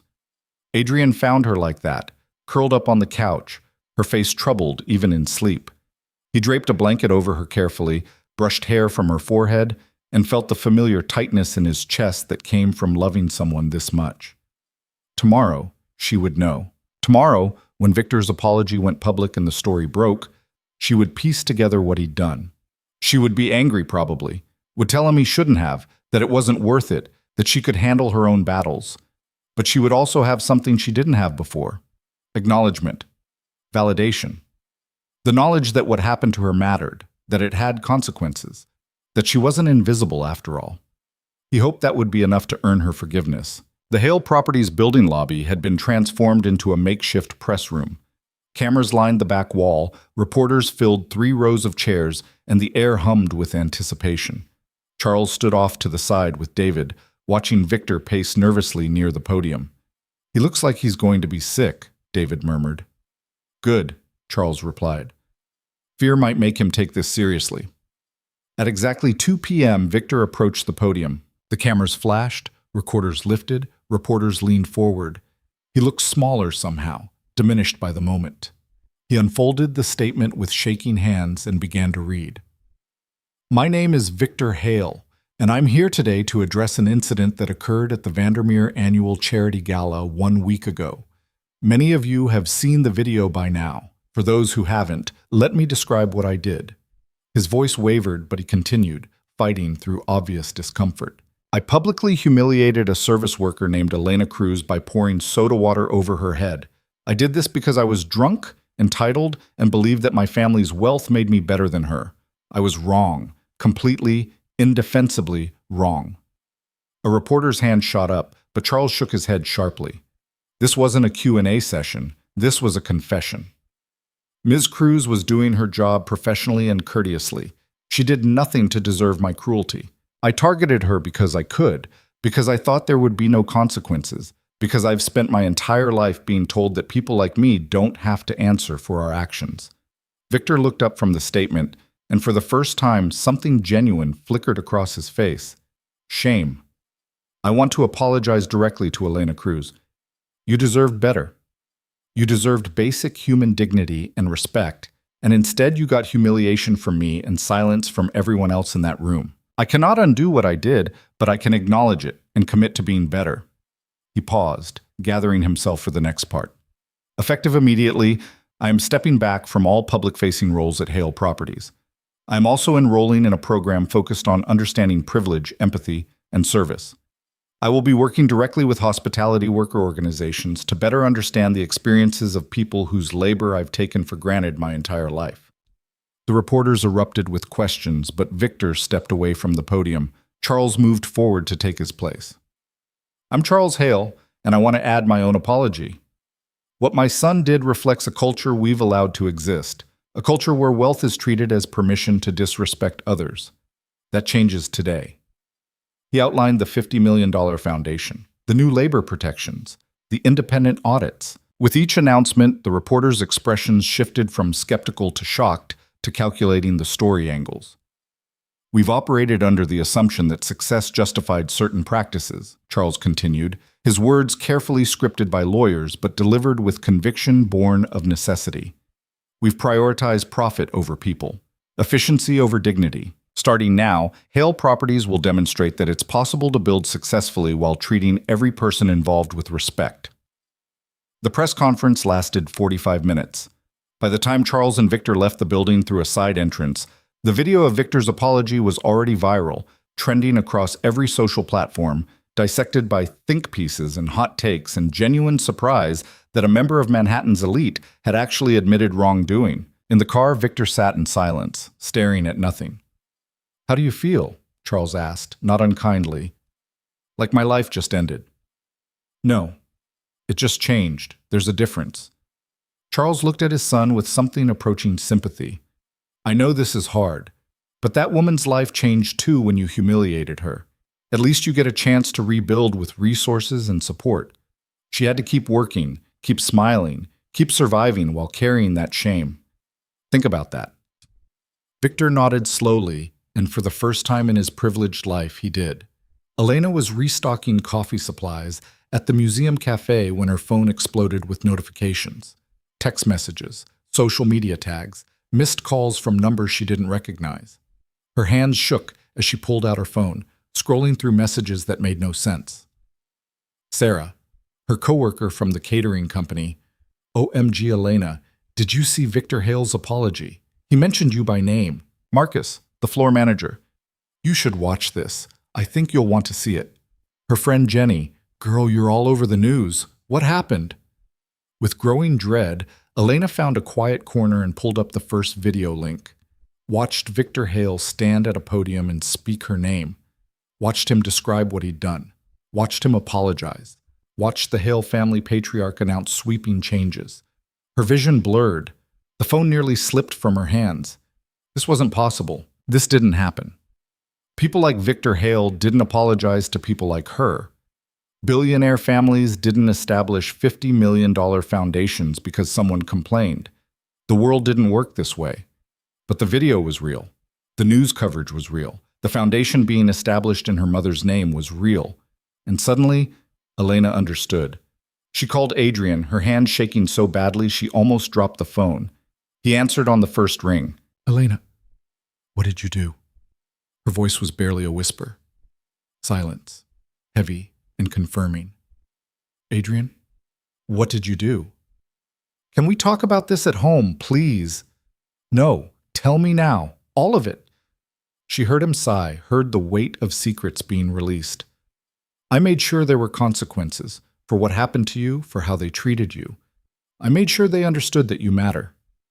"How? How could you possibly—" She stopped, pieces clicking into place. The construction network he'd built, the connections he'd mentioned casually over the years but never elaborated on, the way contractors and suppliers spoke about him with unusual respect. "You've been lying to me," she said softly, "about what you do, about who you are." "I've never lied. I just didn't tell you everything." "That's the same thing." Her voice rose, drawing looks from nearby patrons. She lowered it to a harsh whisper. "You let me think you were just a project manager. You let me go to work every day thinking I was the breadwinner while you, what, controlled half the construction in New York?" "Elena, I'm coming home. Don't go anywhere. We need to talk." She hung up before he could respond, told her supervisor she had a family emergency, and walked out into the Manhattan afternoon with her mind reeling. The subway ride to Astoria passed in a blur. Other passengers were watching the apology on their phones, discussing it, dissecting it. Elena kept her head down, invisible again, but for entirely different reasons. When she burst into their apartment, Adrian was sitting at the kitchen table, waiting. He'd changed out of his work clothes into jeans and a t-shirt, looking like the man she'd married rather than whoever he'd apparently become. "Explain," she demanded. "Everything. Now." He did. Told her about the network he'd built over 15 years, about the leverage points in relationships, about the shell companies and strategic positions. Told her about seeing the video, about the cold fury that had consumed him, about the systematic dismantling of the Hale Empire. I spent a week destroying their business, he said quietly, cutting off supplies, freezing permits, turning their own infrastructure against them. I was prepared to bankrupt them completely if that's what it took. Elena sank into a chair, processing. Why didn't you tell me? Because you would have stopped me. You would have said it wasn't worth it, that you could handle it, that making enemies of the Hales was dangerous, and you'd have been right. But I couldn't. His voice cracked slightly. I couldn't watch that video and do nothing. I couldn't let them think it was acceptable to treat you that way. So you took away my choice. You decided what I needed, what was right, without even asking me. Yes. The honesty of it, the lack of justification, made her pause. You're not even going to defend yourself? How could I? You're right. I made a unilateral decision about something that affected you directly. I went behind your back, used resources you didn't know I had, and set events in motion without your consent. He met her eyes, his expression open and vulnerable. I'd apologize, except I'm not sorry I did it. I'm only sorry I hurt you by keeping it secret.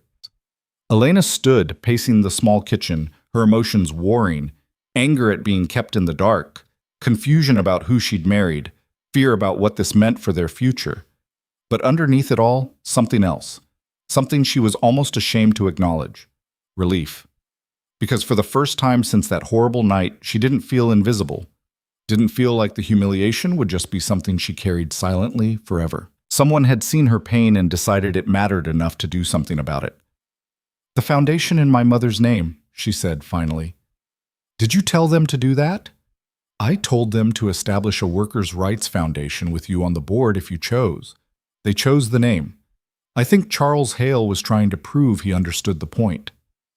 $50 million. $50 million, Adrian confirmed, and real labor protections across all their properties, and quarterly independent audits to ensure compliance, and your husband watching them for the rest of their corporate existence to make sure they don't backslide. Despite everything, Elena felt a ghost of a smile. You're insane. Possibly. You could have been caught. They could have fought back. This could have destroyed everything we've built. I know. And you did it anyway. I did it anyway. He stood, crossed to her, but didn't touch her, giving her space to choose. Elena, I've spent 15 years building power specifically so I could protect the people I love if I ever needed to. I never wanted to use it. I hoped I'd never have to. But when that moment came, when someone hurt you and the world just watched, I couldn't be the person who did nothing. Elena looked at him, really looked at him, seeing layers she hadn't known existed. The quiet contractor she'd married was also someone else entirely. Someone powerful and patient and capable of moving mountains when motivated. It should have scared her. Maybe it did, a little, but it also made her feel seen in a way she never had before. I'm still angry at you, she said finally. For the secrets. For making this decision without me. For assuming you knew what I needed. I understand. But I'm also, She paused, finding the right words. I watched that video of Victor's apology. Watched him say my name, admit what he did, face consequences for once in his privileged life. And I felt something I haven't felt since that night. What? Like I matter. Like I'm not just someone people can abuse without consequence. Like my dignity is worth defending. Tears welled in her eyes. I hate that I needed that validation. I hate that it took something this dramatic. But I can't pretend it doesn't mean something. Adrian reached for her hand tentatively. She let him take it. You've always mattered, he said softly. Long before Victor Hale apologized. Long before his father established foundations. Long before any of this. You matter because you're you. Because you're kind and strong, and you treat people with dignity even when they don't deserve it. The world should have defended you that night. Since it didn't, I did. Elena pulled him into a hug, burying her face in his shoulder. We're going to have to talk about this more. About the secrets, about what else you haven't told me, about what this means for us going forward. I know. But right now, I just need you to hold me and let me feel whatever I'm feeling without judgment. He did, wrapping his arms around her, feeling her shake with emotions too complex to name, relief and anger and confusion and gratitude all mixed together. They stood like that for a long time, the afternoon sun slanting through their kitchen window, the sounds of the city distant and muffled. Two people who'd thought they knew each other completely, discovering new depths and complications and the strange alchemy that happens when love meets crisis. Finally, Elena pulled back, wiped her eyes. "Show me." "Show you what?" "Everything. The network, the companies, the leverage points. If I'm going to be married to someone this powerful, I should probably know what that actually means." Adrian hesitated. "Elena, some of this it's complicated. And frankly, the less you know, the safer you are if anyone ever—" "No?" Her voice was firm. "No more secrets. No more protecting me by keeping me in the dark. We're partners, Adrian. Equals. Which means I get to know who I married and what we're dealing with. All of it." He studied her face, saw the determination there, and nodded. "Okay. But fair warning, it's going to take a while to explain. I called out of work. We have time." He led her to his office, the room she rarely entered because it always seemed like boring construction paperwork. Now she saw it differently. The two monitors, the locked filing cabinets, the secure phone he kept separate from his regular cell. For the next 3 hours, Adrian walked her through 15 years of careful planning, showed her the network diagrams, explained the shell companies and strategic investments, detailed the relationships that gave him influence over New York's construction ecosystem. He showed her the files on the Hale takedown, the precision with which he'd orchestrated their problems, the terms he'd negotiated. Elena listened, asked questions, occasionally shook her head in disbelief. "This is what you do," she said when he finally finished. "Not just construction management. You're like, I don't even know what to call it, a shadow power broker? I prefer to think of myself as a very patient spider." "That's not comforting, Adrian." "No, I suppose it's not." He closed the files, turned to face her. "Look, I know this is a lot. I know you're probably questioning everything about our relationship now. But I need you to understand something. This—" He gestured at the monitors, the files, the evidence of his hidden empire. "This was never about power for power's sake. It was insurance, protection, a way to make sure that if someone powerful ever tried to hurt the people I love, I could fight back. And it worked. And it worked," he agreed. "The Hales are implementing real changes. The foundation will help thousands of workers. Victor Hale is facing actual consequences for his actions. And you got acknowledged. Your pain was taken seriously. That matters." Elena was quiet for a moment, processing everything. "What happens now?" "Now you decide what you want to do with this information. If you want me to walk away from it, to dismantle the network and just be a regular contractor, I will. If you want to be involved to help shape how we use this influence, we can do that too. If you want nothing to do with it but need me to keep it separate from our life, I'll respect that." You'd really give it up? All of it? For you? In a heartbeat. She believed him, could see in his eyes that he meant it absolutely, and that made the decision easier. "I don't want you to give it up," she said slowly. "What you built, it's powerful. It can do real good. Look at what happened with the Hales. They're actually changing their practices because someone finally had the power to make them. How many other companies need that same pressure? A lot of them. Then we use it. Carefully, strategically, but we use it. Not for revenge or personal gain, but to create real accountability. To protect people who can't protect themselves." She took a breath. "But we do it together. No more unilateral decisions. No more secrets. We're partners in this." Adrian felt something tight in his chest loosen. "Partners." "Partners," she confirmed, "though I'm going to need time to process all of this. And we probably needed to have some serious conversations about trust and communication and boundaries. We absolutely do. But first," she pulled out her phone, pulled up the video of Victor's apology again. "First, I want to watch this one more time, and I want you to tell me exactly how terrified Charles Hale was when he realized what you'd done." Adrian smiled, a genuine expression of relief and love and shared understanding. He was very, very terrified. They watched the video together, Elena's hand in Adrian's, and for the first time since that horrible night at the gala, she felt whole again. Not because of the apology, though that mattered. Not because of the foundation, though that was meaningful. but because she was no longer invisible. To the world, yes, but more importantly to herself. She mattered. Her dignity mattered. Her pain had consequences. And she was married to a man who'd moved heaven and earth to prove it. Outside their window, the city continued its relentless rhythm, millions of lives intersecting and diverging, power and powerlessness in constant flux. But in that small apartment in Astoria, two people sat together, holding hands, watching a billionaire apologize, and quietly revolutionizing what justice could look like when the invisible refused to stay hidden. The video ended. Elena set down her phone and looked at her husband. "I love you," she said, "even though you're completely insane and apparently run a secret construction empire." "I love you too," he replied, "even though you're probably going to make me overthink every decision now that you know about all this." "Good. You should overthink them. That's called accountability." "Is this what having a partner feels like?" "Get used to it." And despite everything, the secrets revealed, the trust rebuilt, the future uncertain, they both laughed. Because sometimes, in the middle of chaos and consequence, love finds a way to feel like home again. The video of Victor Hale's apology reached 10 million views within 48 hours. By the end of the week, it had become a cultural touchstone, dissected in think pieces and debated on talk shows, shared by worker advocacy groups, and discussed in business schools as a case study in corporate accountability. Elena watched it happen from an unexpected vantage point. The calls had started the morning after the press conference, journalists wanting interviews, advocacy organizations asking her to speak at events, even a literary agent suggesting she write a book about her experience. Her phone hadn't stopped buzzing in 3 days. She sat at their kitchen table, scrolling through the requests, feeling overwhelmed and oddly disconnected from it all.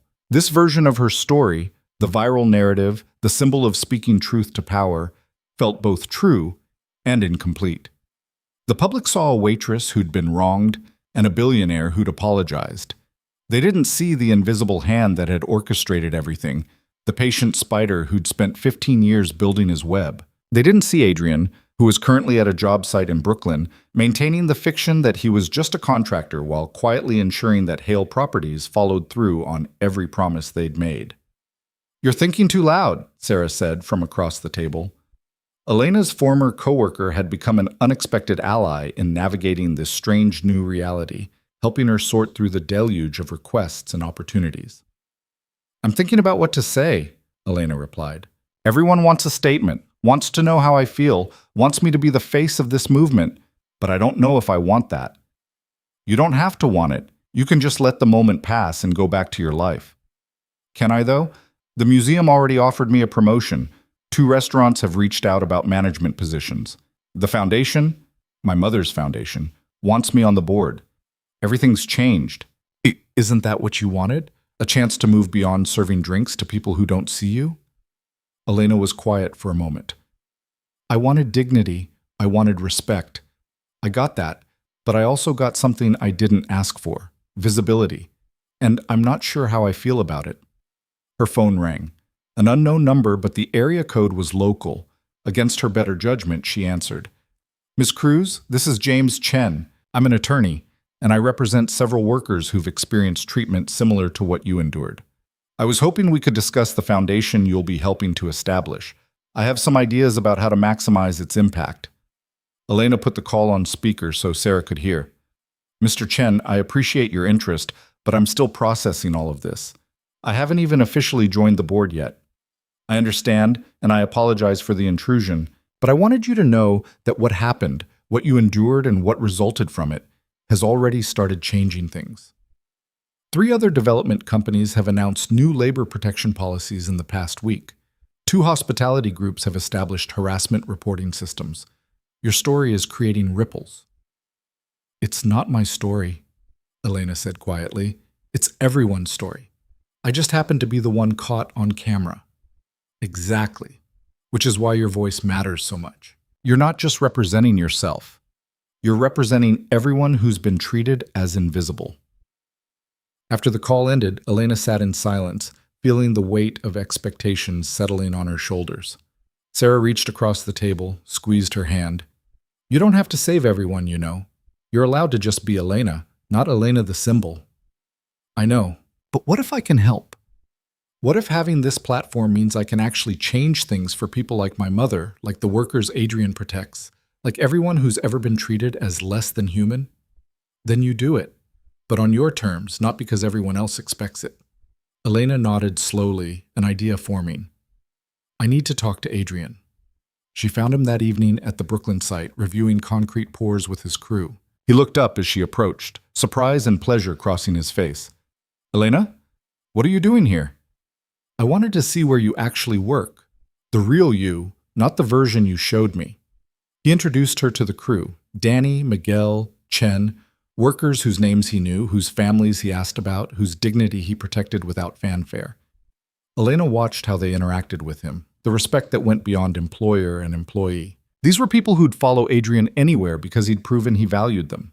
After the crew broke for the day, Adrian and Elena sat on a stack of lumber, watching the sun set over the Brooklyn skyline. I've been thinking about the foundation, Elena said, about what it could be, what it should be. Tell me. Everyone wants me to be the face of it, to give speeches and do interviews and be this symbol of worker empowerment. But that's not who I am. I'm not a public speaker or an activist. I'm just someone who knows what it's like to be invisible. You don't have to be anything you don't want to be. I know, but I do want to help, just not in the way everyone expects. She turned to face him. I want to build something like what you built, not the power structure. You can keep that. But the network, the connections, the system of protecting people. I want the foundation to be practical, not symbolic. Adrian's expression shifted to interest. What are you thinking? Legal support for workers who face abuse or discrimination, but also education programs teaching people their rights, partnerships with unions and advocacy groups, a reporting system that actually works, that doesn't punish people for speaking up. And most importantly, she paused, making sure he was listening, a fund to help workers transition out of toxic environments, so they don't have to choose between dignity and survival like I did that night. That's ambitious. I learned from someone ambitious. She smiled slightly. You spent 15 years building power to protect people. I want to spend the next 15 doing the same thing, just more visible. Let them see the foundation. Let them think that's where the power is. Meanwhile, you keep doing what you do in the shadows. We'd be working together. We'd be partners, Elena corrected, like we should have been from the start. Adrian pulled her close, kissed her forehead. When did you get so strategic? I married a spider, remember? I'm learning. The first board meeting of the Elena Cruz Workers' Dignity Foundation took place 3 weeks after Victor's apology. The conference room Charles Hale had provided was elegant but not ostentatious, as if he was trying to prove he understood the assignment. Elena sat at the head of the table, flanked by James Chen, representatives from 3 major unions, 2 worker advocacy groups, and Sarah, who'd agreed to help manage day-to-day operations. Charles Hale sat at the far end, noticeably subdued, there to observe and provide resources, but not to control. Before we begin, Elena said, her voice steady despite her nerves, I want to establish some ground rules. This foundation exists to serve workers, not to make powerful people feel better about themselves. Every decision we make will be evaluated through one lens. Does it actually help people, or does it just look good? She saw Charles shift uncomfortably, but he nodded. Second, transparency.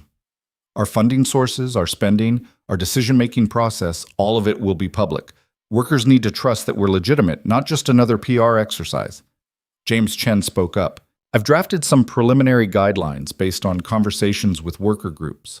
The priorities they identified are legal support, education, and what they're calling escape funding, resources to help people leave toxic workplaces without falling into financial crisis. That aligns with what I was thinking, Elena said. Okay, can we break into working groups? Legal support with James, education with the union reps, escape funding with Sarah and the advocacy groups? The meeting proceeded with surprising efficiency. Elena had worried she wouldn't know how to lead, but she found that her years of working in service, reading rooms, anticipating needs, coordinating complex logistics, had prepared her more than she'd realized. This was just a different kind of service, one where she got to set the terms. 3 hours later, they had preliminary frameworks for all 3 initiatives. Charles had remained quiet throughout, taking notes, occasionally answering questions about funding logistics. As the meeting adjourned, he approached Elena. "May I speak with you privately for a moment?" She nodded, and they stepped into an empty office. Charles closed the door, then seemed unsure how to begin. "Ms. Cruz, Elena is fine." "Elena, I wanted to say—" He paused, choosing words carefully. "What my son did to you was unconscionable, but what you're building from it, the way you're channeling this into something constructive rather than destructive, that shows character, I rarely see. I'm not doing this for your approval, Mr. Hale. I know, that's what makes it meaningful." He was quiet for a moment. "I've been thinking a lot about the night of the gala, about the fact that I was in that room. I watched what Victor did, and while I was disgusted, I didn't intervene. I told myself it wasn't my responsibility, that someone else would handle it. But that's the problem, isn't it? Everyone thought someone else would step up, so no one did. That's usually how it works." "Well, it shouldn't, and I'm trying to do better." He pulled out a document, handed it to her. "This is a personal commitment, separate from the foundation. Every Hale property will now have worker advocates, independent third parties, who report directly to an oversight board, not to management. Workers will have someone to turn to who isn't part of the power structure that might be harming them." Elena scanned the document, surprised by the specifics. "This is more than what was required in your agreement." "I know, but after watching you work today, seeing the thought and care you're putting into this, I realized that meeting minimum requirements isn't the same as actually changing. You're trying to change a culture. The least I can do is change mine." "Why?" Elena asked directly. "Is this guilt? Fear of what Adrian might do if you backslide? Or do you actually believe in what we're doing?" Charles met her eyes, and she saw something genuine there. "Honestly, all three. I'm not going to pretend I've had some moral awakening. I'm doing this partly because I have to, partly because I'm afraid of the consequences if I don't. But partly, and this is the part that surprised me, partly because you've shown me that it's possible to run a successful operation while treating people with dignity. And if you can do it with a fraction of my resources, I have no excuse not to." Elena considered this, then extended her hand. "Then let's see if you mean it." They shook, an accord between two people who'd started as victim and complicit bystander, now attempting something more complicated. Victor Hale's rehabilitation was quieter but no less profound. True to his word, he'd stepped away from public life and enrolled in a program working with hospitality and service workers. For the first time in his privileged life, he was learning their names, hearing their stories, understanding the human cost of his carelessness. 3 months after the apology, Elena received a request for a meeting from him. She almost declined, but curiosity won out. They met at a small cafe in Queens, far from the Manhattan social circles Victor used to frequent. He arrived on time, wearing jeans and a plain shirt, looking strangely ordinary without his usual designer armor.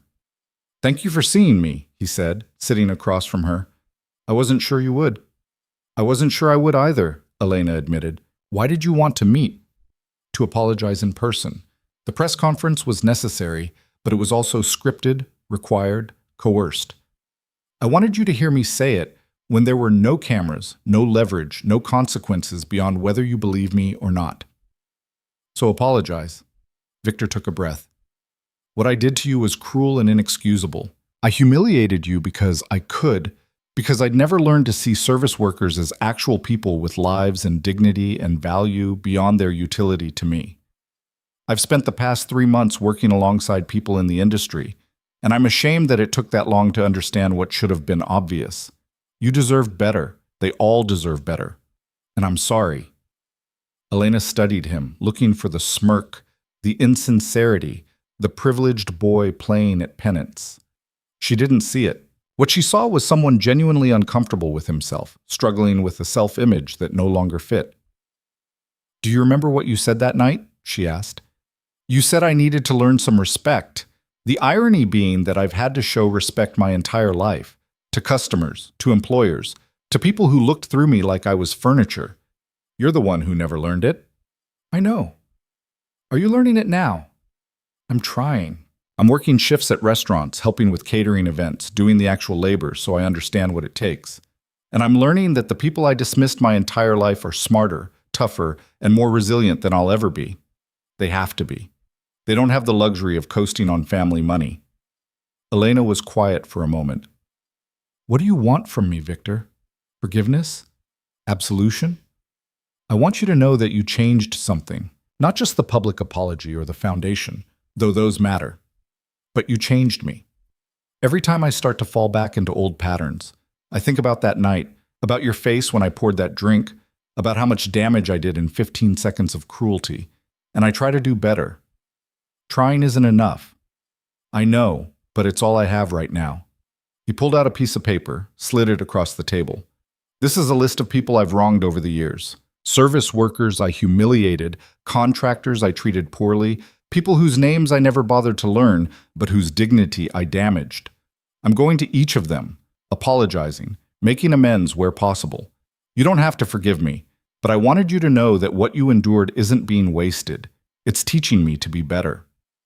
Elena looked at the list, dozens of names, some with notes about what he'd done, plans for restitution. It was thorough, uncomfortable, the kind of thing that couldn't be faked. I don't forgive you, she said finally. Not yet. Maybe not ever. What you did hurt in ways that don't just disappear because you apologize. I understand.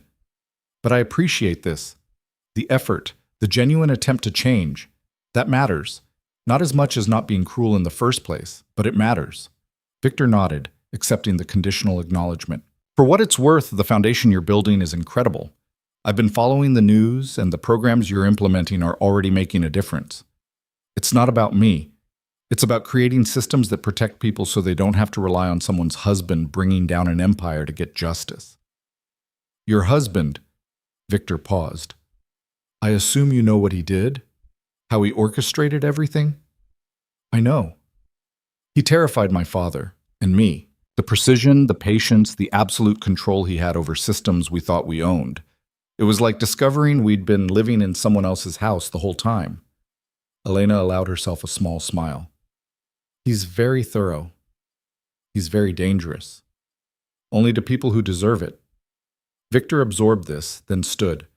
I won't take up more of your time. Thank you for meeting with me. And Elena, you were right to let your husband do what he did. People like my family only change when we're forced to. I hate that it's true, but it is. He left cash on the table for the coffee, too much, but Elena didn't correct him, and walked out into the Queen's afternoon, just another person on the street, learning to be invisible. Elena sat alone processing the conversation and pulled out her phone. Texted Adrian. Met with Victor. He's actually trying to change. Weird world we're living in. His response came quickly. Change is good. Vigilance is better. I'm still watching them. She smiled. Of course he was. 6 months after the gala, the foundation held its first public event, a job fair and resource center for hospitality and construction workers. The turnout exceeded expectations, hundreds of people flowing through the Queen's Community Center, where Elena and Sarah had coordinated booths offering legal consultations, skills training, and information about worker rights. Elena moved through the crowd, no longer invisible, but also not performing visibility. She was just herself, talking to people who'd experienced what she'd experienced, offering resources she wished had existed when she needed them. A young woman approached her, maybe 22, wearing a server's uniform. Miss Cruz, I just wanted to say thank you. I saw your video, and it made me realize I didn't have to accept being treated badly. I reported my manager for harassment, and because your foundation connected me with a lawyer, I actually had support. They fired him instead of me. Elena felt tears prick her eyes. That's what we're here for. You did the hard part, speaking up. We just made sure you didn't have to do it alone. It matters, the woman said, more than you know. As the event wound down, Elena found Adrian waiting near the exit. He'd stopped by earlier but had stayed in the background, letting her have the spotlight. How was it? He asked. Good. Really good. We helped a lot of people today. You helped a lot of people. This was your vision. Our vision, she corrected. I couldn't have built this without everything you taught me about patience, strategy, and using power responsibly. They walked out into the evening, hand in hand, navigating the familiar streets of their neighborhood. So much had changed in 6 months, yet so much remained the same. They still lived in the same apartment, still worked hard, still built their life together. One careful decision at a time. The difference was that now they did it as full partners, no secrets, no separate spheres. Elena understood the scope of Adrian's network, helped him decide when and how to use it. Adrian supported Elena's foundation work, providing resources and connections without taking over. They'd found balance. "I got a call today," Adrian said as they climbed the stairs to their apartment, "from a contractor in Chicago. Apparently word's gotten around about what happened with the Hales. He wanted advice on building similar accountability structures in his city. Are you going to help him?" "I'm thinking about it, but I wanted to run it by you first. If we start replicating this model in other cities, it becomes bigger than just protecting our immediate network. It becomes a movement." Elena unlocked their door, stepped into the familiar warmth of home. "Is that what you want? To scale this up?" "I want what you want. This was always about protecting the people I love. If that means just us and our community, I'm happy. If it means something bigger, I'm willing. You decide the scope." She thought about the young woman at the job fair, about the hundreds of others who'd found support through the foundation, about the workers in Chicago and beyond who might benefit from similar systems. "Let's start small," she said finally. "One more city, see if the model works elsewhere. But carefully, sustainably. We're not trying to save the world overnight. Just change it gradually." "Exactly." They made dinner together, sharing the small kitchen with practiced coordination. As they ate, Elena's phone buzzed with a message from Charles Hale. "The quarterly audit results are in. All properties in compliance, worker satisfaction scores up 23%. Thank you for holding us accountable. CH." She showed Adrian, who smiled. "He's learning." "He's scared of you," Elena corrected. "But fear that leads to good behavior is still good behavior." Spoken like someone who's been studying my playbook. "I have an excellent teacher." Later, as they settled on the couch, Elena reflected on the strange journey from that terrible night to this moment. The humiliation that had seemed unbearable had become a catalyst for change, not just for her, but for thousands of workers who now had resources and protection they'd lacked before. "Do you ever regret it?" she asked Adrian. "What you did to the Hales? The risk you took?" "Never. Though I'm glad you're not too angry about the secrets anymore." "I'm still a little angry, but I understand why you did it, and I can't argue with the results." She snuggled closer to him. "Just promise me, no more unilateral decisions. We face everything together from now on." "Promise." They sat in comfortable silence, the television playing something neither of them was watching, both lost in their own thoughts about the future they were building together. Across the city, in a penthouse office, Charles Hale reviewed the same audit results he'd sent to Elena. The changes had been expensive, complicated, and initially resisted by his entire management team. But they were working. Worker retention was up, productivity was up, and most surprisingly, profits were up. Treating people with dignity was actually good business. He thought about the contractor in work boots who'd dismantled his empire in a week, who even now watched from the shadows, ready to act if Charles backslid. The fear was still there. He'd be a fool not to fear someone that powerful and patient. But increasingly, there was something else too. Respect, even gratitude. Because Adrian Voss had taught him something valuable, power without accountability was just tyranny waiting to collapse. Real power came from building systems that served everyone, not just the people at the top. Charles picked up his phone, considered calling Adrian directly, then decided against it. The spider preferred his web to remain invisible. But maybe someday, when enough time had passed, when trust had been rebuilt through consistent action, they could have a conversation as equals. For now, Charles would keep proving he'd learned the lesson, would keep implementing protections, maintaining standards, treating workers like the valuable humans they were. Not because he'd suddenly become a saint, but because he'd finally understood the alternative. In a small apartment near Columbia University, Victor Hale sat at his desk, reviewing his coursework for the hospitality management program he'd enrolled in. Next week, he'd start an internship at a worker advocacy organization, using his knowledge of the development industry to help identify exploitation patterns. He'd given up his trust fund access beyond basic living expenses, had moved out of his penthouse into student housing, had traded designer clothes for thrift store finds, and learned to budget like the people he used to dismiss. It was humbling, uncomfortable, necessary. His phone displayed a photo he'd made his lock screen, The frame from the video where Elena stood, dripping with soda water, her face carefully neutral. He looked at it every day, reminding himself of the harm he'd caused, the change he needed to maintain. Redemption wasn't a destination, he'd learned. It was a daily practice of being better than he'd been, helping where he'd hurt, building where he'd destroyed. He might never fully make up for who he'd been, but he could spend the rest of his life trying. The story that had started with casual cruelty and collective silence had become something else entirely. A testament to the power of accountability, the strength of partnership, and the possibility of change when consequences were real and consistently enforced. Elena Cruz was no longer invisible, not because she'd suddenly become someone different, but because the world had finally learned to see what had always been there, a person of worth, dignity, and quiet strength. Adrian Voss remained in the shadows, exactly where he preferred to be, his network of protection growing stronger, his commitment to defending the defenseless unwavering. Together, they'd built something remarkable from the wreckage of that terrible night. Not just a foundation or changed policies, but a living demonstration that power could be held accountable, that dignity mattered, and that sometimes the strongest foundations weren't made of concrete or steel. They were made of respect, built by people who refused to accept that cruelty should go unanswered, and maintained by the patient, careful work of those who understood that real change happened one decision at a time. The city continued its relentless rhythm, millions of lives intersecting and diverging, power and powerlessness in constant negotiation. But in one corner of that vast ecosystem, something had shifted permanently.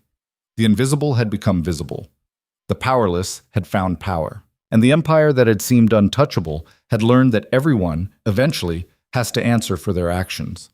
Not because of divine justice or karmic balance, but because someone cared enough to make sure they did. And that, in the end, made all the difference.